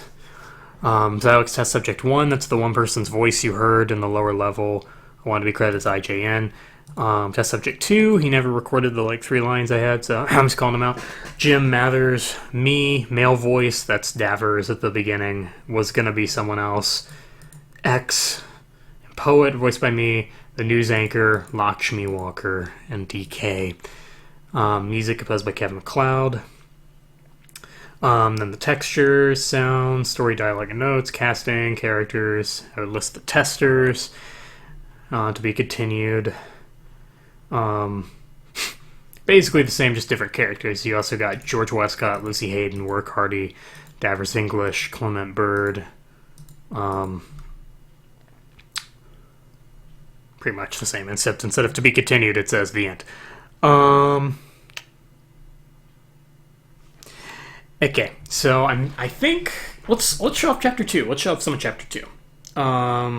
So I close that out. I'm just going to change to a black screen right quick. And then we are going to open Minecraft. Drink some water.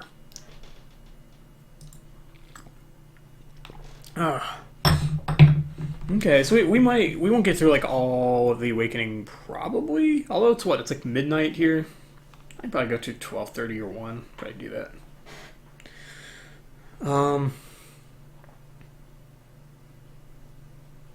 I'll at least show off some of the gameplay at the beginning of Chapter 2. How about that?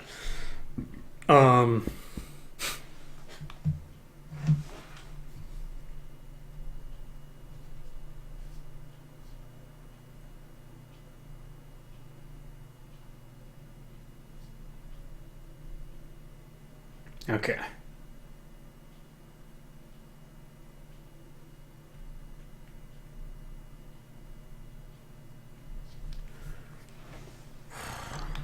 All right. So, Chapter 2. Change it.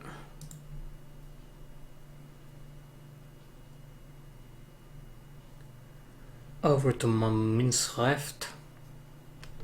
Remember Minecraft.mp4? You remember that video? I do, unfortunately. Chapter 2. Chapter 2. Wait, get that out of here. So yeah, chapter 2 was not a lot was built, but it's somehow more planned out than 1. Again, you'll see what I mean. Like, I could walk you through the map, even though a lot of it isn't built. Like where you turn in the map. Like, what blocks you're walking on. Where is this? I don't even know my own layout. Oh, it starts here. That's right. So, it's like immediately after chapter 1. Orpha drags you through here. And again, I'll run through everything she says to the player. But you get dragged through here, further into the mine, and you finally reach her temple, her fated temple that she's talked about before. So this is temple. And this is kind of where you get into Orpha's, like, religious, kind of her, like, god complex. And she was going to play Danse Macabre while she tortured you. Over here.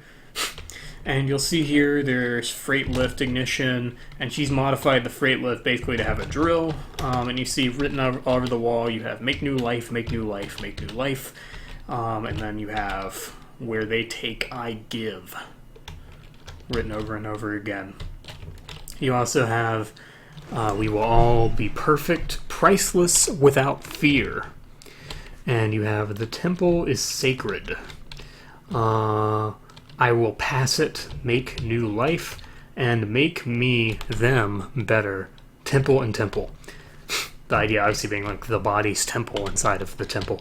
So you were basically going to be like stuck here and chained to this and forced to watch your hand get drilled, and then your leg get drilled, and for a lot of the map, you are going to be a lot slower, particularly for this area. Your leg isn't broken, but you're like limping, basically, so you'd be really slow.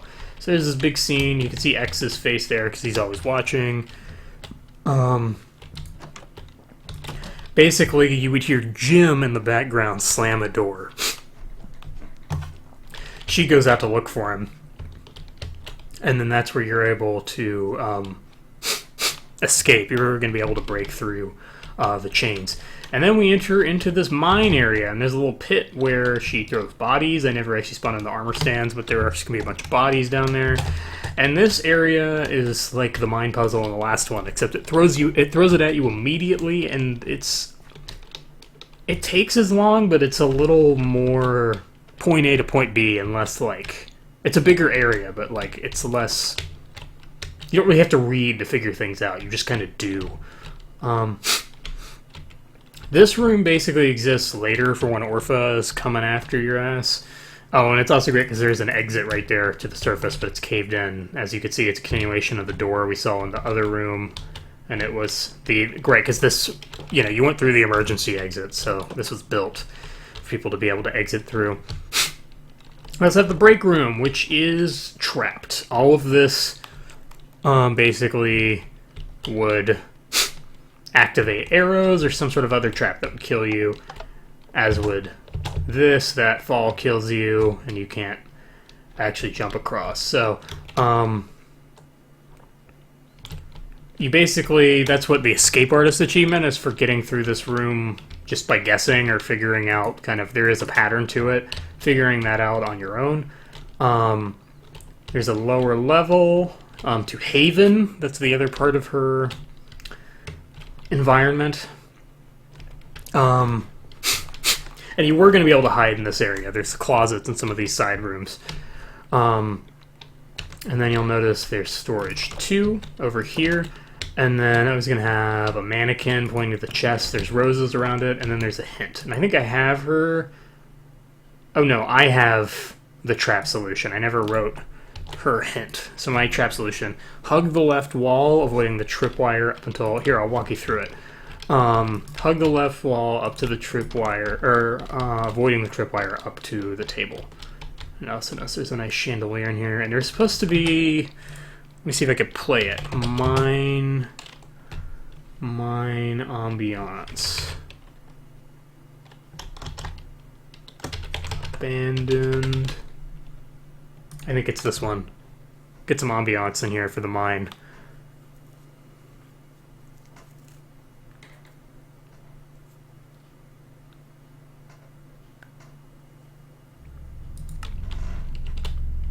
Here we go. Oh yeah, I was going to the break room. So basically, yeah, you would avoid the tripwire, hug it up to the table, go over to it right here, and then hop up on the table. And go to the right of the pit.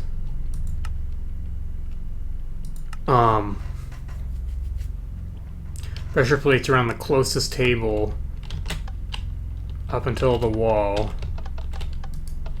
And then you're just supposed to go here. So it's not really hard. It's just like, it just sort of hits you like, oh fuck. And then there was going to be a key. And you were going to be able to move this out of the way. And there was going to be a little passageway.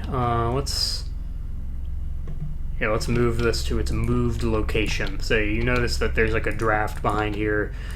You move it out of the way, and then you go up through this passageway, and then you drop down, but the sound of your impact alerts Orpha, who has now returned to Temple and found you missing, and now becomes an active threat, so you have to avoid Orpha.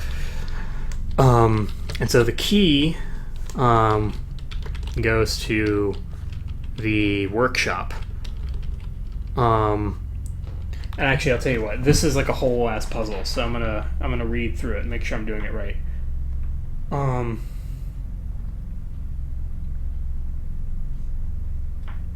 Oh yeah, I never even showed what the reason you're doing all this for is. So what you can immediately find, actually just by going straight, is there's this big glass room, and it's supposed to be lit up. It's not. With a platform, and also this room isn't finished. It's just designed. It doesn't look good at all.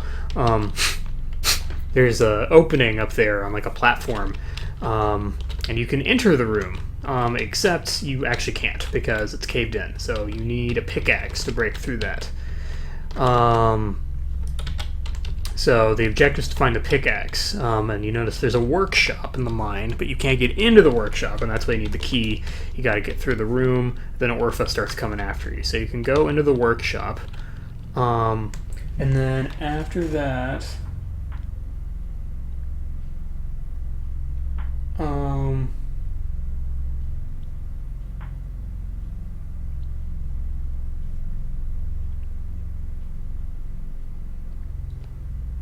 wait, did I rewrite? I think I may have rewritten the puzzle somewhere.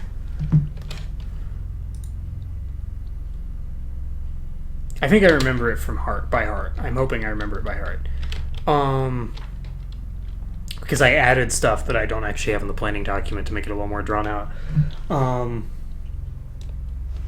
So basically the dumbwaiter had a pickaxe in it. And when he tries to grab it, it snaps and it falls down. So you have to go get the pickaxe. But there's also a note in here, so let's read the note. It's Note to a Friend by Simon T. to Hank. Hey Hank, I still can't believe this place is shutting down. I've been on board since it started way back when. I imagine it's hitting you pretty hard too. Hey though, I honestly can't blame them due to everything that's been going on this past year. We joined the war, and no sooner than that we started having all this horror story stuff go down. I have to ask though, do you hear it? The humming, I mean. The song. Bradley told me about it the other day, and now I can't stop hearing it. It sounds like a mix between a raven's call and, I don't know, some sort of an alien bass line. I was curious to see if you could hear it too. Anywho, hope you have a good last week and good luck finding new work. God knows the war could use our help right now. That's from Simon. I can't believe I forgot to read a note from Orpha that was in the temple, so I'm gonna go do that.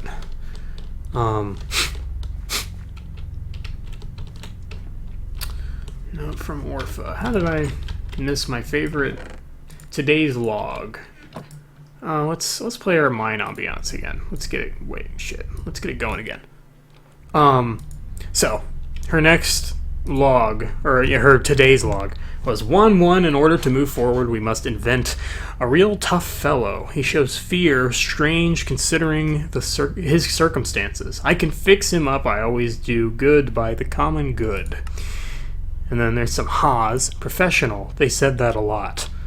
I attached some tough stuff to the device to make him see without the seeing. She took out his eyes. He can thank me later. The temple is sacred. The temple is sacred. The temple is sacred. They will pay for what they did. I love all. Writing Orpha is actually kind of hard because you have to make it sound like disjointed and like all over the place, but it also has to like make sense for the story and her character, and you can't just like write down whatever comes in your head. So this actually took a while to write. So yeah. So basically, after it falls down the dumbwaiter, after the pickaxe falls down the dumbwaiter, you have to go down to Haven. And so you go through the door, and this is just a layout. There's not really anything down here. But essentially, there were going to be 2 rooms, and one of them, I think, was just going to have some story stuff about the mine. And the other one, though, was going to have something that you need later. I'm going to put on night vision. This room's going to look really bad, but, you know, it's fine. Because there's nothing down here. I mean, yeah, it's just rock. That's all it is. But there's a room with some water in it that's Haven, and I was going to decorate the shit out of it and make it like her shrine. But there's also this cave-in that goes over to the area under where you just were, and you need to blow it up. It's a mine, there's still some explosives around, so you need to find a way to get the explosives to explode. So the way to do that is one room was going to be like another storage, and you got a string, you know, like that you could put in, and then also one of the storage rooms back upstairs, you find a key down here that goes to it, and then you get flint and steel so that you can light that bad boy up, and then it would not actually explode, because that would be dangerous for the map's design, but would clear out the rubble here. So put that back. And then you would go through here, and Orpha can still follow you down here, by the way. And the basic design was there would be another storage room, you get the pickaxe out of the dumbwaiter, and then also there was going to be a nice little hidden area where you could find this interrogation room, where they tested out xylantithium for the first time way back when. And I won't pull up the document because it'll take a minute, but I will read it because I have it on my phone. So unfortunately it won't be like subtitled or anything, but hopefully I have an audible voice. So yeah, you find captivity log. You get sort of a first-person account of taking xylantithium. I do not know what day it is anymore, nor what year, what hour, what place, what state, what country. All I heard was a door shutting, a faint voice, and footsteps walking away, leaving me to myself. Those monsters. It sounds funny reading it out loud. Those monsters. Those fucking terrible pieces of... They left me here to die. When I came to, all I saw was a sheet of paper, a pencil, and a pill on a table. I guess they think it's some game. I will not submit. I'm waiting this out. Then the next entry. Change of plans. I have eaten nothing, have cut from my fingers to drink my own blood, and have started hearing and seeing things that shouldn't be real. I took that goddamn pill, so maybe those assholes got a kick out of me for once. Guess I'm their rat now. And then the last excerpt. I can no longer feel my body. Everything except for my head is numb. The taste of bitter, molded metal fills my mouth, and some fog is clogging my brain. I don't know what to do. I've never seen that word before. On the pill, I mean. Xylantithium.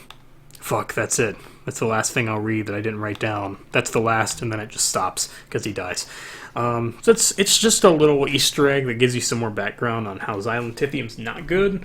I was gonna have like an interview with Orpha where they're like testing out whatever. It wasn't important, so I cut it, and I was having enough trouble getting stuff done, so obviously.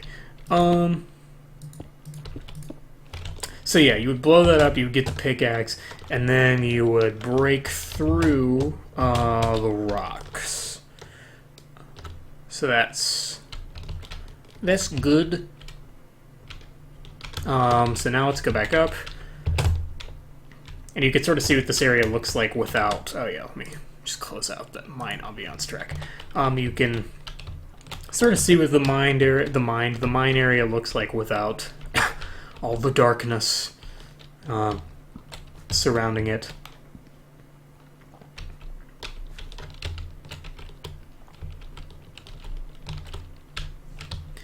Um.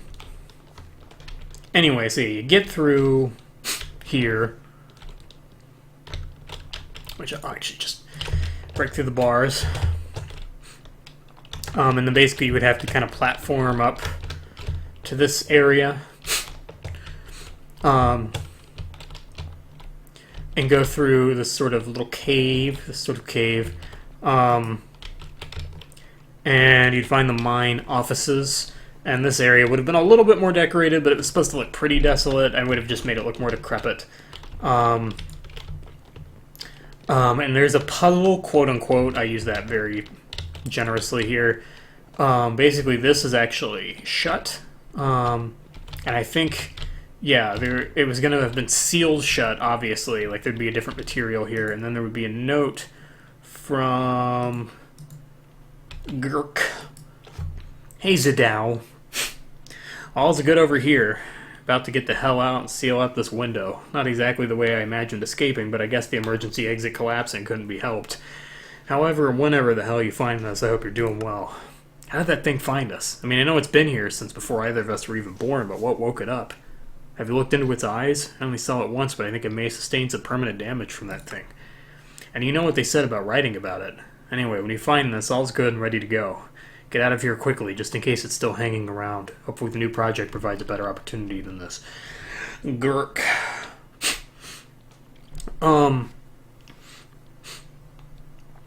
And so this is Dion again. We heard from Dion previously.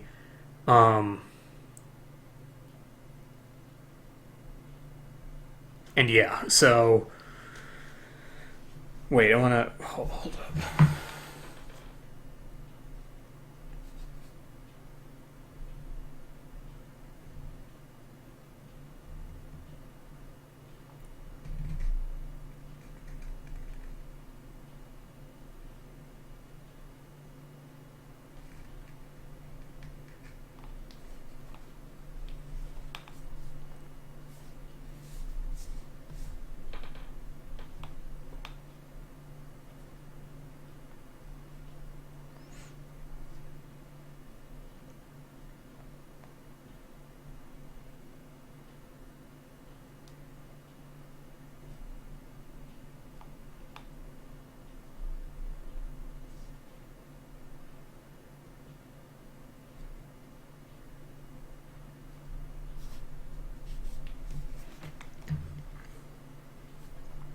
Okay, sorry about that. I just had to deal with something for a second. What was I? Oh yeah, I was talking about this from Dion, and it's to Walt. Is the person that is addressed to. So basically, in order to get that done, you were going to have to walk through the mine offices. There's no threats at this point. You've escaped from Orpha. And there's a chair in here, and you pick up the chair, and you smash a window, was the plan.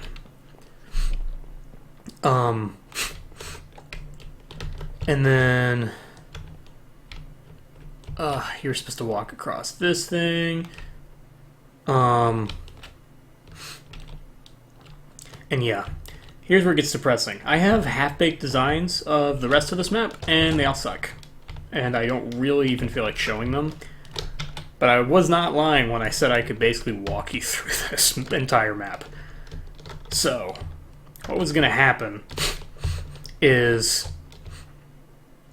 I actually wasn't sure where, because X can, in my canon, pretty much fuck with you at any time. I wanted to have this sequence where, like, you walk and then it switches your perspective so that you're looking down, but then when you fall, it flips you back around and this thing that's upside down becomes right side up, and you sort of fall in this, like, square, this cube, and I fucked around with it a little, and I kind of got something that worked, but, like, it doesn't really look cool, so I'm not going to show it off. So this map's pretty long, though. So clearly there's a plot with the mine in this thing. And I'll go ahead and just give you the thing now. The thing that they keep talking about in the mines, and even the thing that Xylex is referring to, like when he's like, that thing is still down here, did you look at it? That's the Borerman. My favorite oldie. The Borerman. So we'll talk more, and that's also linked to the SCP Foundation because, and when I talked about how this game's plot technically starts in New Zealand in 1934, it's because of the Boermen, because that goes back to the Boermen's quote-unquote origin story, at least what's known of it. So, I'm going to close out the game. I'm going to open the planning document. I'm going to walk you through everything that was going to happen in Chapter 2. So you escape from Orpha. It's going to play the kind of harp, the airy part of Danse Macabre. And then, I apologize for the sniffing, by the way. I'm a little stopped up. And so it was going to play that when you escaped. And it was also, I think, going to play the kind of hook. It was going to start playing over speaker because the chest was going to be rigged. And that's when Orpha's first alerted that something's up and goes back to check on the temple. And then it's like, oh, fuck, he's gone. And then hears he land and, like, hurt your leg even more. And it's like, oh, cool. Because that's the thing, your leg is still hurt at this point. You're still kind of incapacitated. And it gets worse, actually. Let me change the capture to...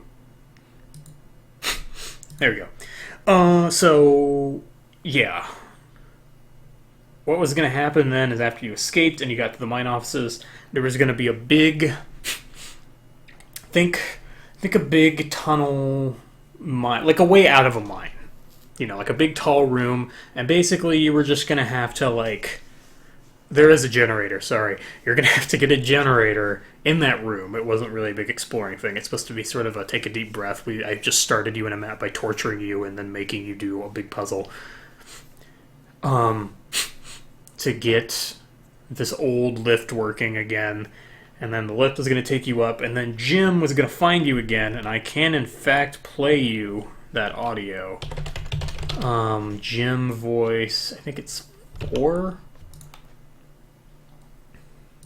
I can also play you all the Darwin files at some point, but probably won't tonight. I'll do it on the...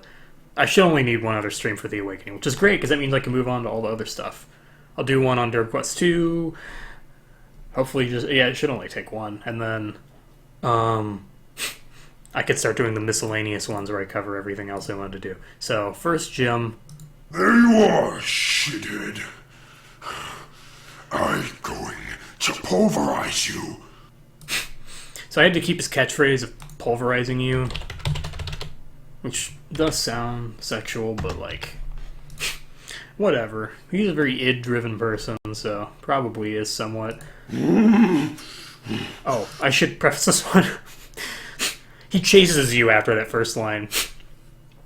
And then there's another chase while you're still kind of incapacitated. So I take that into consideration. It's a little less harsh than that one with Orpha in Chapter 1. Because I think there's 3 chase sequences in this one. Or no, there's only 2. No, that's a lie. There are 3, and 2 of them are really close to each other towards the end of the map. 3 big chase sequences. So Jim chases you, and then there's a cave-in that occurs. And then he's out of breath because he's been chasing you, and then he says this. Get back here. I'll fight you. Oh! He doesn't find you. Just a spoiler. So, yeah. That happens. But then there's a second cave-in that occurs while you're trying to exit the cave, and it lands on your leg that is practically, like, broken already. But then a car finds you, and that's when George and Lucy appear. And, I had people record their voices for both, but I still don't know if I can use their voices, so I'm gonna read them. They're right here. So I'm just gonna read it. So Lucy, it starts with Lucy. Are you sure it's here? It's close anyway. We don't have much. Hey, look, over there. What? Oh my god. Because, there's just a guy. And really, you'll find out no one's really supposed to be out here. Hey, do you need some help? He's unconscious. Come on, we have to help him. Alright, we'll see if we can get him out of there. But we need to be quick about it, okay? We're taking enough chances being out here as it is. Hey, are you alright? I think he's coming to. Hello? And then, ugh, he's awake. Alright, hold on. I'm gonna try and get his leg out. 3, 2, 1. They try to yank it. And they scream. Alright, it's okay. We got you. Lucy, go get the car and bring it here. Also see what we have in the first aid supply box. Alright, can do. They black out again. You wake up in the car. You wake up, where am I? That's alright, you're with us. We wrapped up your leg and cleaned your wounds. What the hell happened to you? Why were you out here? Look, I've been through hell. I was sent to investigate the sewer. I don't think I rewrote this part. I should have, because this is from like 2017. My god, your Darwin sticks. We've been looking everywhere for you. I told you he looked familiar. Yeah, you did. Don't tell me you've met Orpha. I have. She was the one who... Shit. Alright, we have to go now. They'll be here any moment. They? Are you talking about the... Whoever had the test site? Actually, I had to write Darwin as like, what is happening? He's even seen one of their test sites. Look, I'd love to go into specifics, but I can't. Not here. Even mentioning their name could be dangerous. He'll learn in time. Right, he will. I believe I should introduce myself. I'm Agent Westcott, George Westcott. This here is another agent of our order, Lucy Hayden. But who are you guys? Where am I? We're part of the Rogue Silisk Order, helping to stop terror and experimentation, and also to take down our... Well, you know who we mean. Now, when you were at this test site, what did you see? Some sort of transmutation chamber and a submersion room. It wasn't the only one I came across recently. I found an asylum. Oh no, this is huge. We need to get him back to talk to Danielle ASAP. Danielle ASAP. Now, I'll pause it here because you may remember the teaser site I did for The Awakening. Danielle Fox, the head of the Rogue Silisk Order, had posts on like the forum or on like the private communications that you all mysteriously had access to. So yeah, she's the head of the order. You're going to be okay. Finally. He won't. Spoiler. Let's just hope we don't have any run-ins. Next major freeway is in 30 miles. HQ is in 130. The site limit should be in the next 5 though, so then we'll be in the clear. Wait, do you hear that? Hear what? Oh no, it is here. What? What is it? And then, oh god, brace yourselves. And then this loud, like, force shakes the ground. These particles fill the air, and the car crashes. When you wake up again, they're gone, and there's a felled tree blocking your path that's on fire. That's what there was going to be a really hard way to get over that tree, and then basically there'd be an Easter egg where it's like, you're not supposed to be over here. That's why there was an achievement for it. And so that's a side effect of the dome X29345, whatever. I have a teaser for it from a very long time ago. Do I still have it?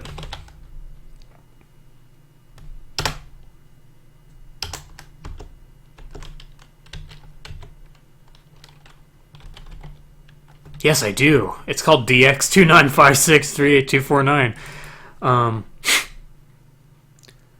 Let's do... I have a monitor capture somewhere. Yeah. There we go. Oh, fuck. Yeah, this one. Right here. It was supposed to be an outline of the dome. It looks very egg-like, which is sort of not an accident. So come closer. That's an important thing. So, anyway, so yeah, I had a teaser for that ages ago. So what was supposed to happen after that is you're supposed to walk through the woods and find, this little area. Let me look at the subchapters for chapter 2. Where is that? Oh, it's further up.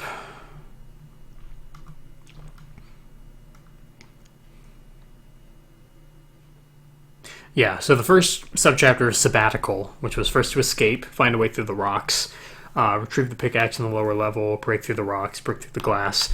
And then Echoes, ascend from the mines, run. And then once the car crashes, you look for help, but you find this little field. And basically there was going to be like a generator. Actually, you know what?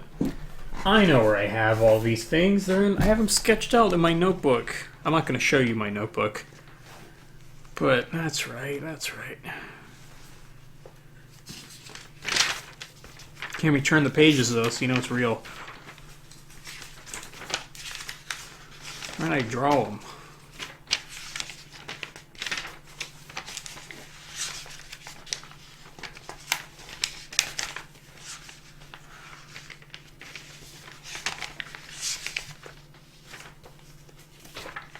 They're in this one, right? Yeah, it is. Okay, so for the mine puzzle that I talked about earlier, there's going to be a storage thing in the lower level. Oh, it was even harder than I made it out to be. Damn, wow. I was harsher. I was harsher than I thought.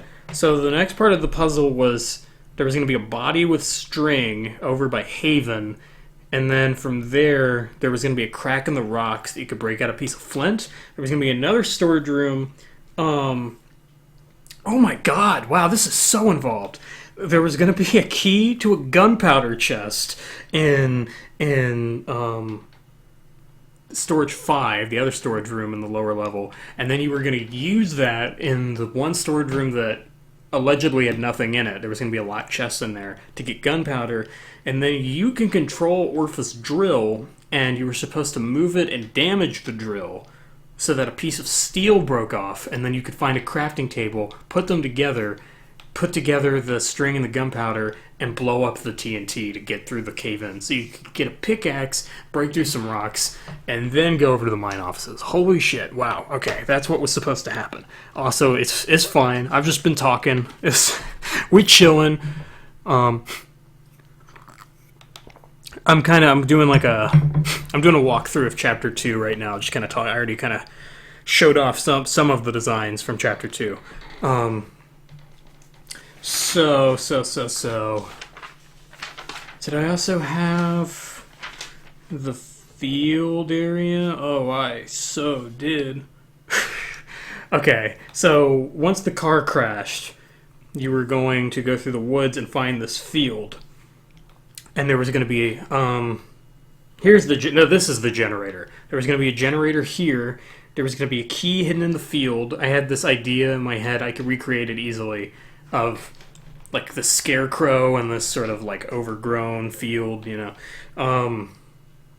And you're supposed to find the key, and after you find the key,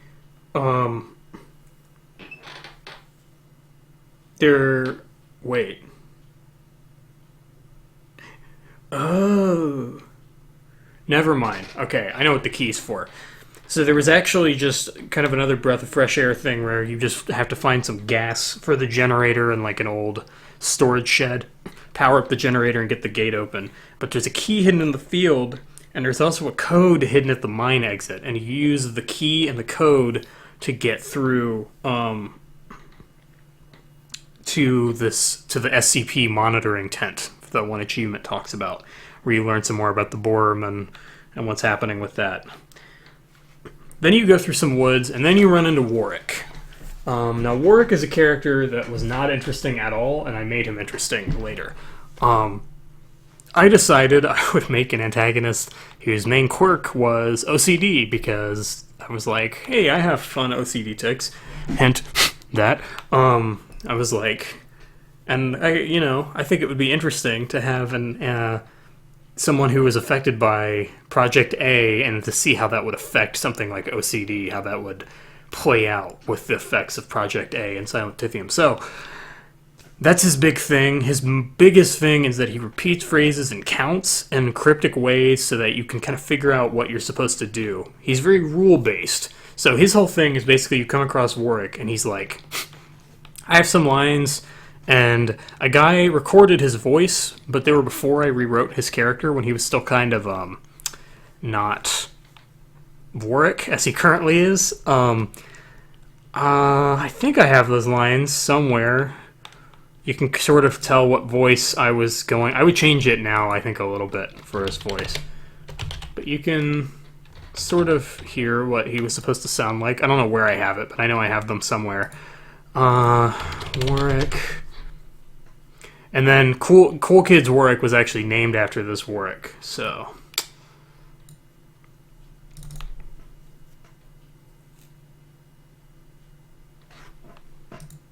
Who was that? That wasn't the best line to show off the voice. This is from 2018, maybe? Where are you? Well, I am going to find you. I pictured him having this... I mostly cast this guy because I like this laugh. I think this guy has a great laugh for this character. And I wanted him to have an accent and to have this very sort of like...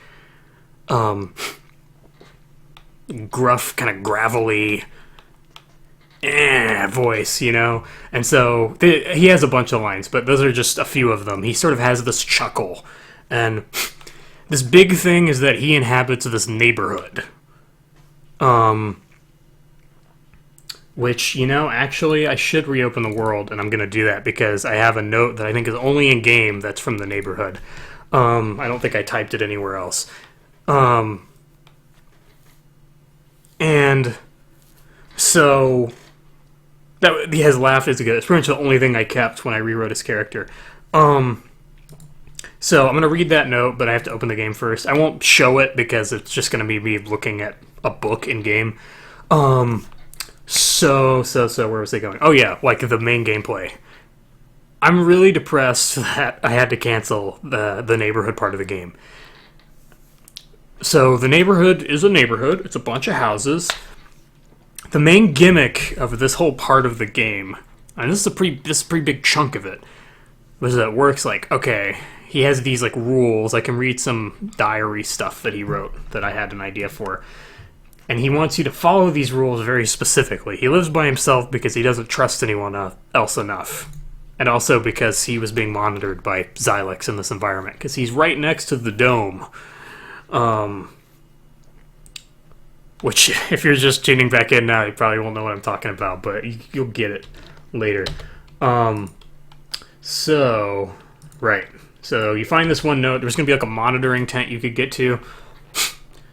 And it basically says, "Hi there, Fop," which is to Clement. It's Clement's Caesar cipher name. Let me get this straight. We're keeping this whole old place up so one guy can get his rocks off or whatever, and we're just going to watch him?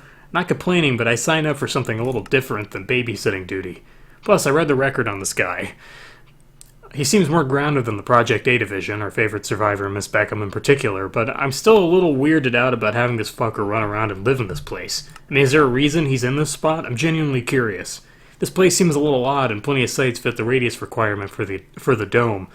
I'm sure there's a reason, so I was hoping you could shed some light on that. Oh, before I forget, it was your birthday yesterday, yeah? Happy 30th. Hard to believe. We should catch up sometime and celebrate. You know, and I'm not watching this Hardy guy. Hanwood, that's Electra Brock. That's just another Xylex person. Okay, yeah. So I need to open the game for that, because I don't have it typed up anywhere else. So, the whole gimmick of the neighborhood is that there's a bunch of houses, and all the houses were built with this plan that you find. And the idea was that all the houses are supposed to be exactly the same, and so they all have the exact same rooms in them. And I would, maybe in the wrap-up stream for The Awakening, I can like show you a drawing of the idea I had. They all have the same rooms, but all the houses have been modified by Warwick to fit his like rules. You have to figure out how to get into... There's this big house at the head of the neighborhood that's different than all the other ones. This mansion-type place. And it's really the only place you can go. And you can see through this... this, like, barbed fence you can't get through.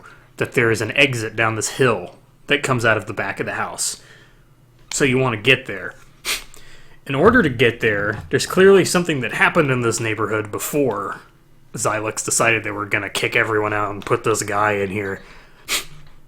You have to use the notes that people left, the layout of the neighborhood, and Warwick's rules that he leaves everywhere to figure out how to get into certain rooms and houses, and how to do things that, like, for instance, maybe there's a garage door you need to open in a house, but then, like, something you need for that garage door is in a room in another house, because it all interacts, the houses are connected. Really, part of it was that basically they started being monitored by Xylex, and they were like, "This sucks." So they figured out like someone dug out like a secret passage so that they could like connect the houses to each other. So there's like this plan that connects all of them, and so you have to use the model house to get into the different rooms in the different houses, so that you can get the things to be able to get into the passage that goes into the big house at the end. And so it was just, I mean, it was a bunch of miniature puzzles, and then Warwick is like an enemy, and it's the one time in the game that he kind of gets to exist. And he's also different than the other ones in that you have Orpha and Jim have sections of their maps where they're just present, and you kind of just have to deal with them. I talked about the difference between Orpha's AI and Jim's earlier. Warwick is different in that he's always present, but since the area was going to be so big, he had his own theme for when he was nearby. And it's a very generic Kevin MacLeod theme. I probably have it. You'd recognize it instantly. It's used in everything. It's just this, because I wanted something that had this sort of... I was going to have some like windy ambiance anyway, and this just sort of alters it. So whenever he was nearby, that was going to start playing. So you could actually lose him, and this is where hiding came in handy. He couldn't find you when you were hiding. So once you get into the big house, it was pretty simple. You just needed to explore the house and get a key for this one door. But then Warwick figures out where you are and breaks in through the side of the house and then chases you out the back. And then when you get out the back, you fall down this hill. But he doesn't really care because you've left. Like, you're not on his premises anymore, so he just is like... That's why there's the achievement, never come back. This is his place. Because he just wants you gone. He doesn't really want to, like, kill you, like, for any other reason. But there is someone who still does, and that's Orpha. And if you think I would have the main antagonist of both maps be gone in the beginning of Chapter 2, you were wrong. When you're going through the woods, you find her again, or she finds you, and so there was basically just going to be a part where you have to, let's see here. I have all the subchapters. Rules was Warwick's subchapter. Escape from Warwick, investigate the neighborhood, find a way out of the neighborhood through the large house, investigate the large house and run, and then home is the last one. Find your way through the woods. Escape from Orpha. Basically, I believe, because this is the only part I didn't have planned out, I believe literally all I had was this old log getting pushed over, like kind of not a ravine, but like a large indent in the ground, and you like walk over it. But then there was a chase, because she hears it, she comes after you. And then you get to the climax of both chapters, which is that you lose her, and then you find the dome. Which is a big thing. We'll get into that later. That I showed, or probably in another stream, I'll really go in depth about what that is, because it would take a while to explain. The thing I was talking about earlier. You find the dome, and you realize that it's the source of the particles that caused the car to crash. But the thing about Orpha is basically she has... It's been programmed, the brain nodes that they're using... If she gets too close to the dome, her head will implode. Not explode, it will implode. It will cease to exist. If you want to ask me how, quote-unquote science. So she finds you, and she like pushes you over, and you kind of get in a struggle, and that's where the climax of Danse Macabre would play. But then you get too close to the dome, so right as the music swells completely and ends, her head implodes, and Orpha dies, and you're left with a headless corpse laying there. But then the particles blare again, and all of a sudden you lose control and just start walking into the dome and down this hallway, and you enter into this big room, and Clement Bird, the guy who's been leaving notes everywhere, is basically like, "Oh, Darwin Sticks, he's been causing us a lot of trouble, I don't remember what I wrote specifically. It's probably not good. Yeah, it's just, "Hello there, Mr. Sticks. We've been waiting for you. And then the horn blares, particles appear, Darwin blacks out. And then there was just going to be a little bit of a cutscene of Davers English talking to Clement Bird. And I want to rewrite this. I wanted to rewrite this part, but you get the same gist of it. And I recorded these lines as Davers. Why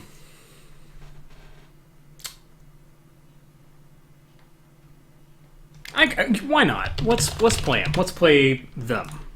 The whole point is I'm showing things I did in the past. I think it's voice 4. Yeah.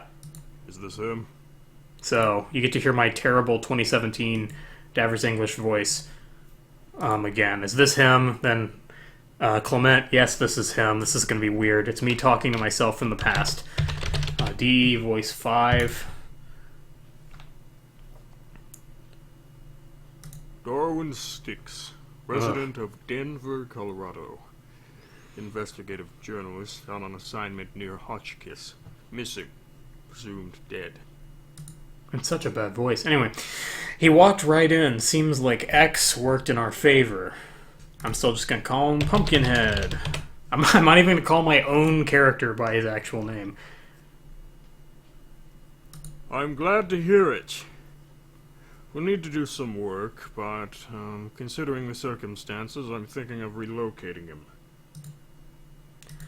And then to where, Mr. English? That's what I wanted Clement to sound like all along.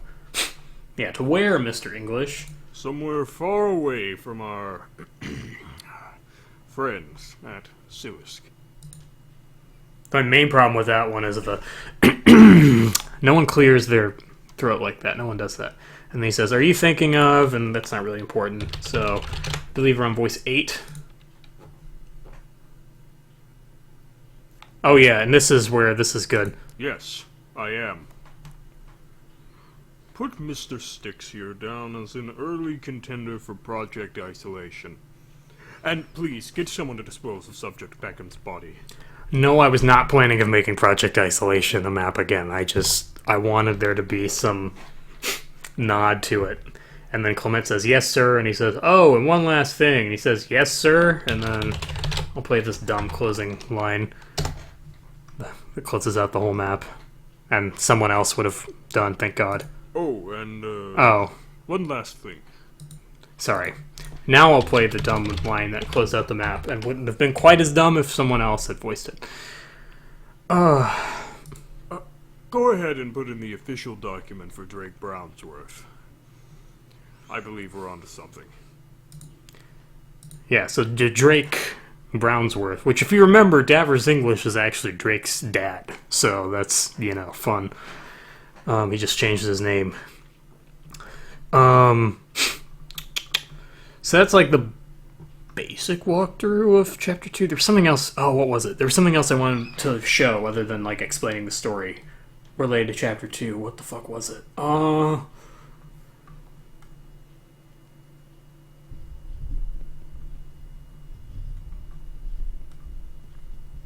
Okay, actually, I know what I can do.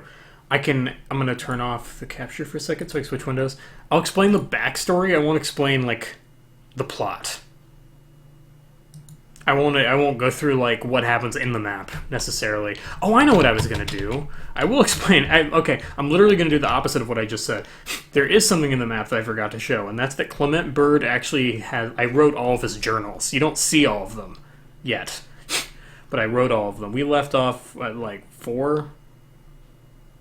going backwards from 6 to 4. I don't think we read...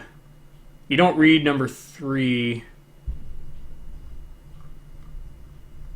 but you do read 7 and 8. Yeah, so number 7 was, yeah.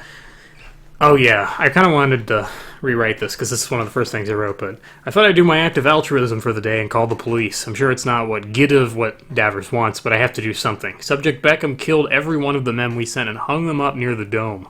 She wasn't close enough, though. We could have dealt with her if she had been. We need help, serious help. So that's just important because you know that Orpha can't go towards the dome. The calling the police thing, I basically retconned. I don't think I had that in the document I kept because that makes no sense, and I just wrote it when I was like, ooh, this is a cool story in, like, 2017. But the rest of it is he's not comfortable with the situation. Number 8. Well, I have somewhat good news. We found him. You know, that little asshole that tried to expose our whole operation with the area. Little does he know that this is much, much bigger. I've asked the Dome to hook up X and get him back there. I'll be waiting for Mr. Styx's arrival. Okay, so now I'll read the backstory. Basically, that's just, you know what's going on with Xylex. It's all that's really for. I've been live for 2.5 fucking hours. Oh my god. At least it's taken me a while to explain this. It shows that there's something I was working on. Okay, full story explained. Buckle up for this. It's a ride. On October 11th, 1934, an investigation was launched by the New Zealand police to uncover the details of a strange pair of suicides within a home secluded in the wilderness of Berwick Forest, New Zealand. While there, investigators found a nest of what was believed to be raven's eggs, something highly unusual considering the lack of said birds in New Zealand. The eggs were collected and kept under specific conditions. However, a strange purchase was made and they were asked to be shipped to New York City. New York, actually. Believe it or not, New York City, New York. On June 17, 1940, the Benson Industrial Park opened in Colorado off the North Fork Gunnison River with the help of government grant money and was maintained under the watchful eye of James Benson. Eventually, it was used to help maintain the American effort in World War II, and a mine was subsequently opened off the side of it. The eggs were transported to a holding facility in Colorado after being kept in New York. However, those transporting them noticed something. One of the eggs was already hatched, something that had not been the case the day before. In fact, there was now one more egg present. The anomaly was recorded, and when the eggs finally did hatch, a hostile pack of worm-like creatures emerged and attacked the group. The SCP Foundation swiftly arrived to take them to the nearest installation. Unknown to the Foundation at the time, the hatched egg was merely part of an elaborate set of events set up by the Borerman, the entity behind the suicides in New Zealand and the instigator of the attack in Colorado, the creatures being its borers. The origin of the Borerman was and still is unknown, and the source of its abilities are a complete mystery. Part of the Borerman sequence involved escalating tensions that led to World War II, as well as influencing major events such as major conflict decisions throughout the war. The Borerman needed a home, though, and sought out the Benson Industrial Site, where it fed off of the resources in the mines and secluded itself. The effects of its mental manipulation, though, were felt, and strange, fearful reports emerged about hearing screaming. So this is all the notes about the weird sounds and the hallucinations and stuff from the people in the mines are because of the Borerman. This sound was caused by an electromagnetic disturbance created by the Borerman as a side effect of its development and influential abilities. Due to all of these things, the park ended up closing in October 1942. Shortly after its closing, the Borerman surrendered itself and was apprehended by the SCP Foundation. It remained at one of its high-security sites for several decades, presumably willingly. I still haven't written... I've been wanting to write an SCP for the Borerman for years, and I still haven't. So basically the whole reason the mines closed down and all these things happened is because of the Borerman, which seems random, but it's... The Borerman is sort of tying together all the random storylines. He's not that prevalent. Like, I mean, I think I was going to have you briefly encounter the Borerman when you wound up in that field by the SCP-10 and there's, like, the generator, but, like, he wasn't going to be, like, an enemy. You were just going to see his eyes, and you'd be like, okay, that's fucking weird. So, the Xylex Corporation opened in 1976 in Colorado as an electronics development and distribution company being headed by Spencer Devon. It created state-of-the-art, cutting-edge machines, robots, and technology, and apparently FNAF robots, and gained serious power by 1985. In 1990, however, they seemingly disappeared without a trace. All methods of tracing them were useless. That's what without a trace means. I must have been tired when I wrote this. And most evidence of their existence was gone, sans their memory. However, Xylex had merely been slowly developing their motives to populate the Earth with a superior race based on intellect and ambition by any means necessary. In 1993, Farnsworth secretly joined the Xylex Corporation, taking on the nickname Davers English to protect his identity and family. In 1995, his son Drake was born, but he had to abandon him and his wife in 1999 when he was appointed as the leader of Xylex by Devon, who stepped down. He was administered with a drug that prevented him from aging until he stepped down and decided to live out life normally. This drug, however, began to affect him, and he lost a small part of himself attached to his wife and son. This drug was an extremely controlled dose of xylanthium, which would later be used for human testing. In 2003, Xylex began human testing, mostly focusing on transmutation and surgery to develop superhumans and super soldiers. These people were often found based on tip lists and random locations. By 2009, however, Xylex was struggling financially, so they created a cover-up, Corona International, a charitable organization with the supposed goal of helping and neutralizing worldwide phenomena relating to health and disease.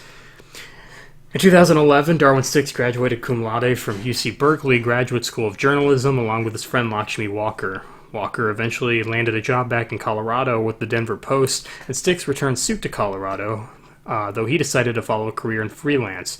Both respectively earned a solid level of respect and recognition from their efforts, Sticks particularly due to his willingness to dig deeper into controversial stories that no one else would investigate. I apparently never typed out the rest of it, but I can talk about it. So that's the premise for most of what's happening. Basically around the time Darwin graduated, I don't remember the exact year, but it's not really important. It's in that couple year range, is when Corona International started Project A, which is they found Orpha Beckham as the first person. I intentionally make it so that you don't know anything about Orpha's background. I think it's good to know things about characters when you create them, but I don't think Orpha would want me to know about her background, so I didn't think up one. She just is a mystery. But she was found, she's I pictured around 50, low 50s. And she's the first subject of Project A. And basically, her thing is she is blind, but she's able to see everywhere. In fact, I think I have a character description for Orpha.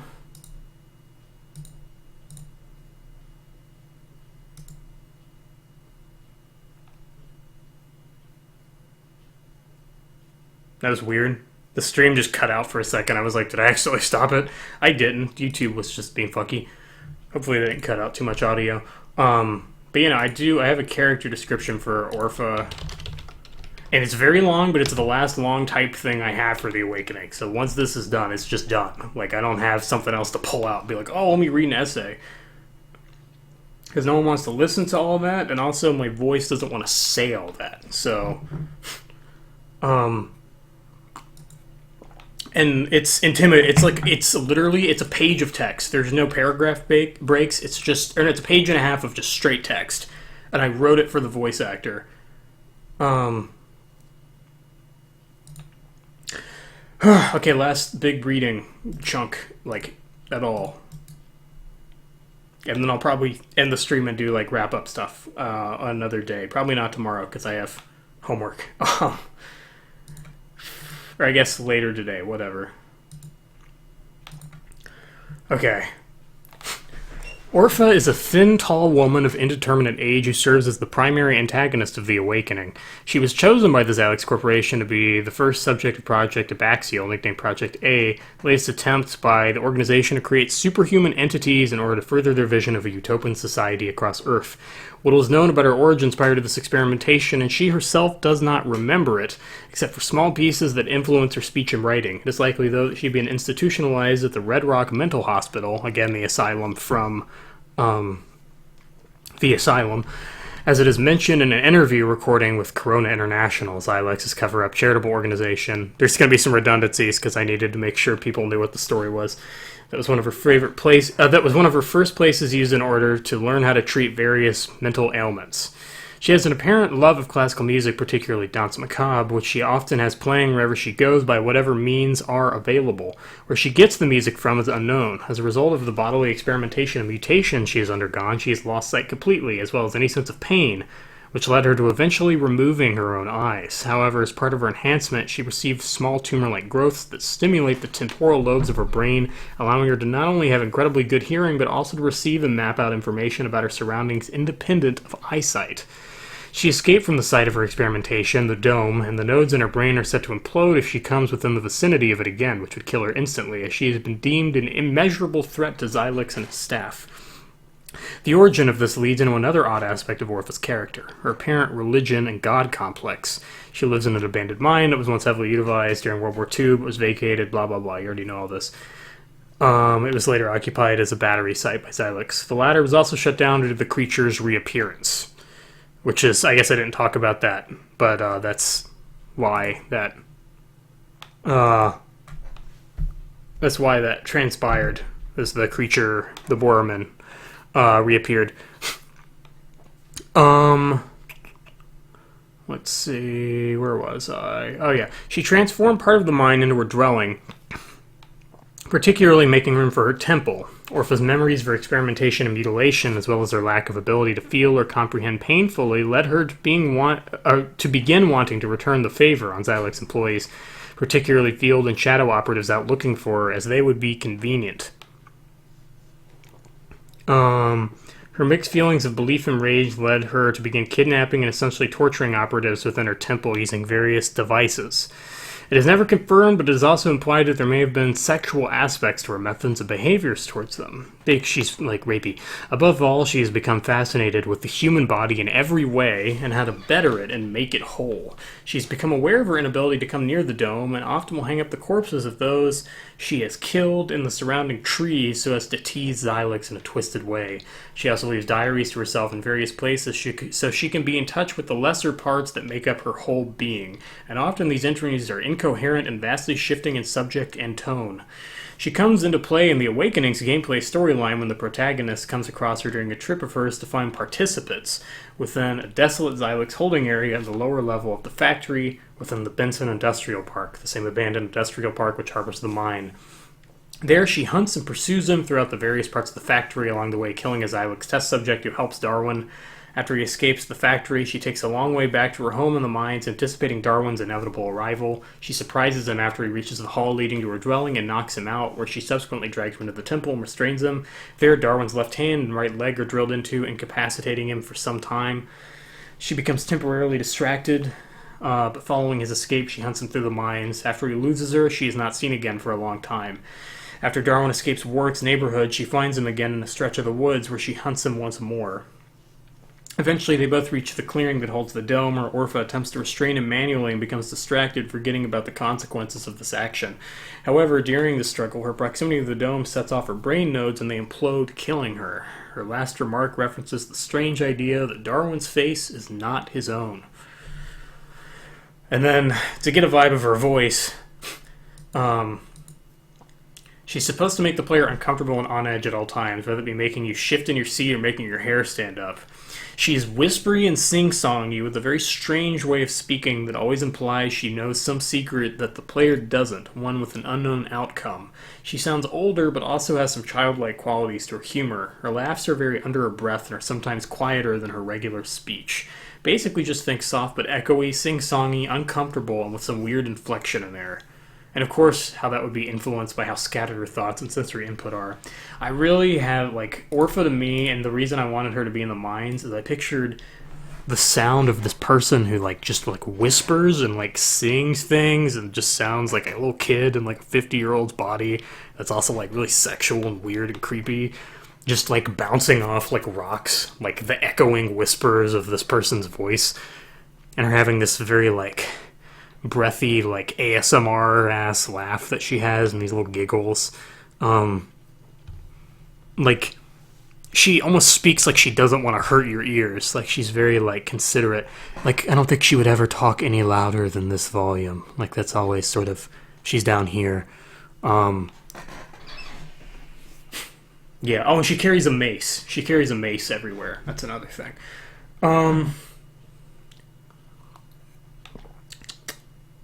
And basically, I was going to do a thing where I was going to have a prologue that may have been a map or a video, and it was going to be 10-15 minutes.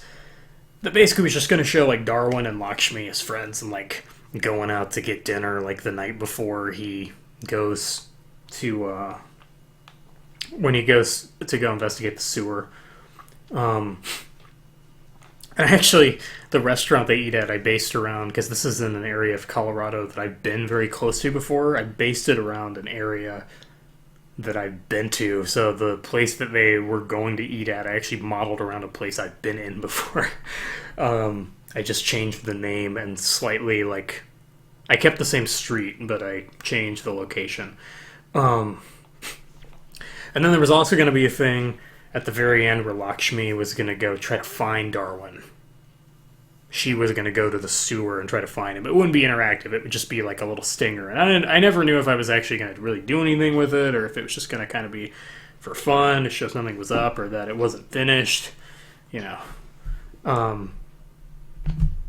Anyway, so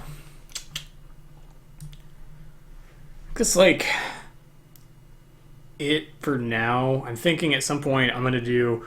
Here's what I'm thinking. The next stream, I'm gonna wrap up the awakening.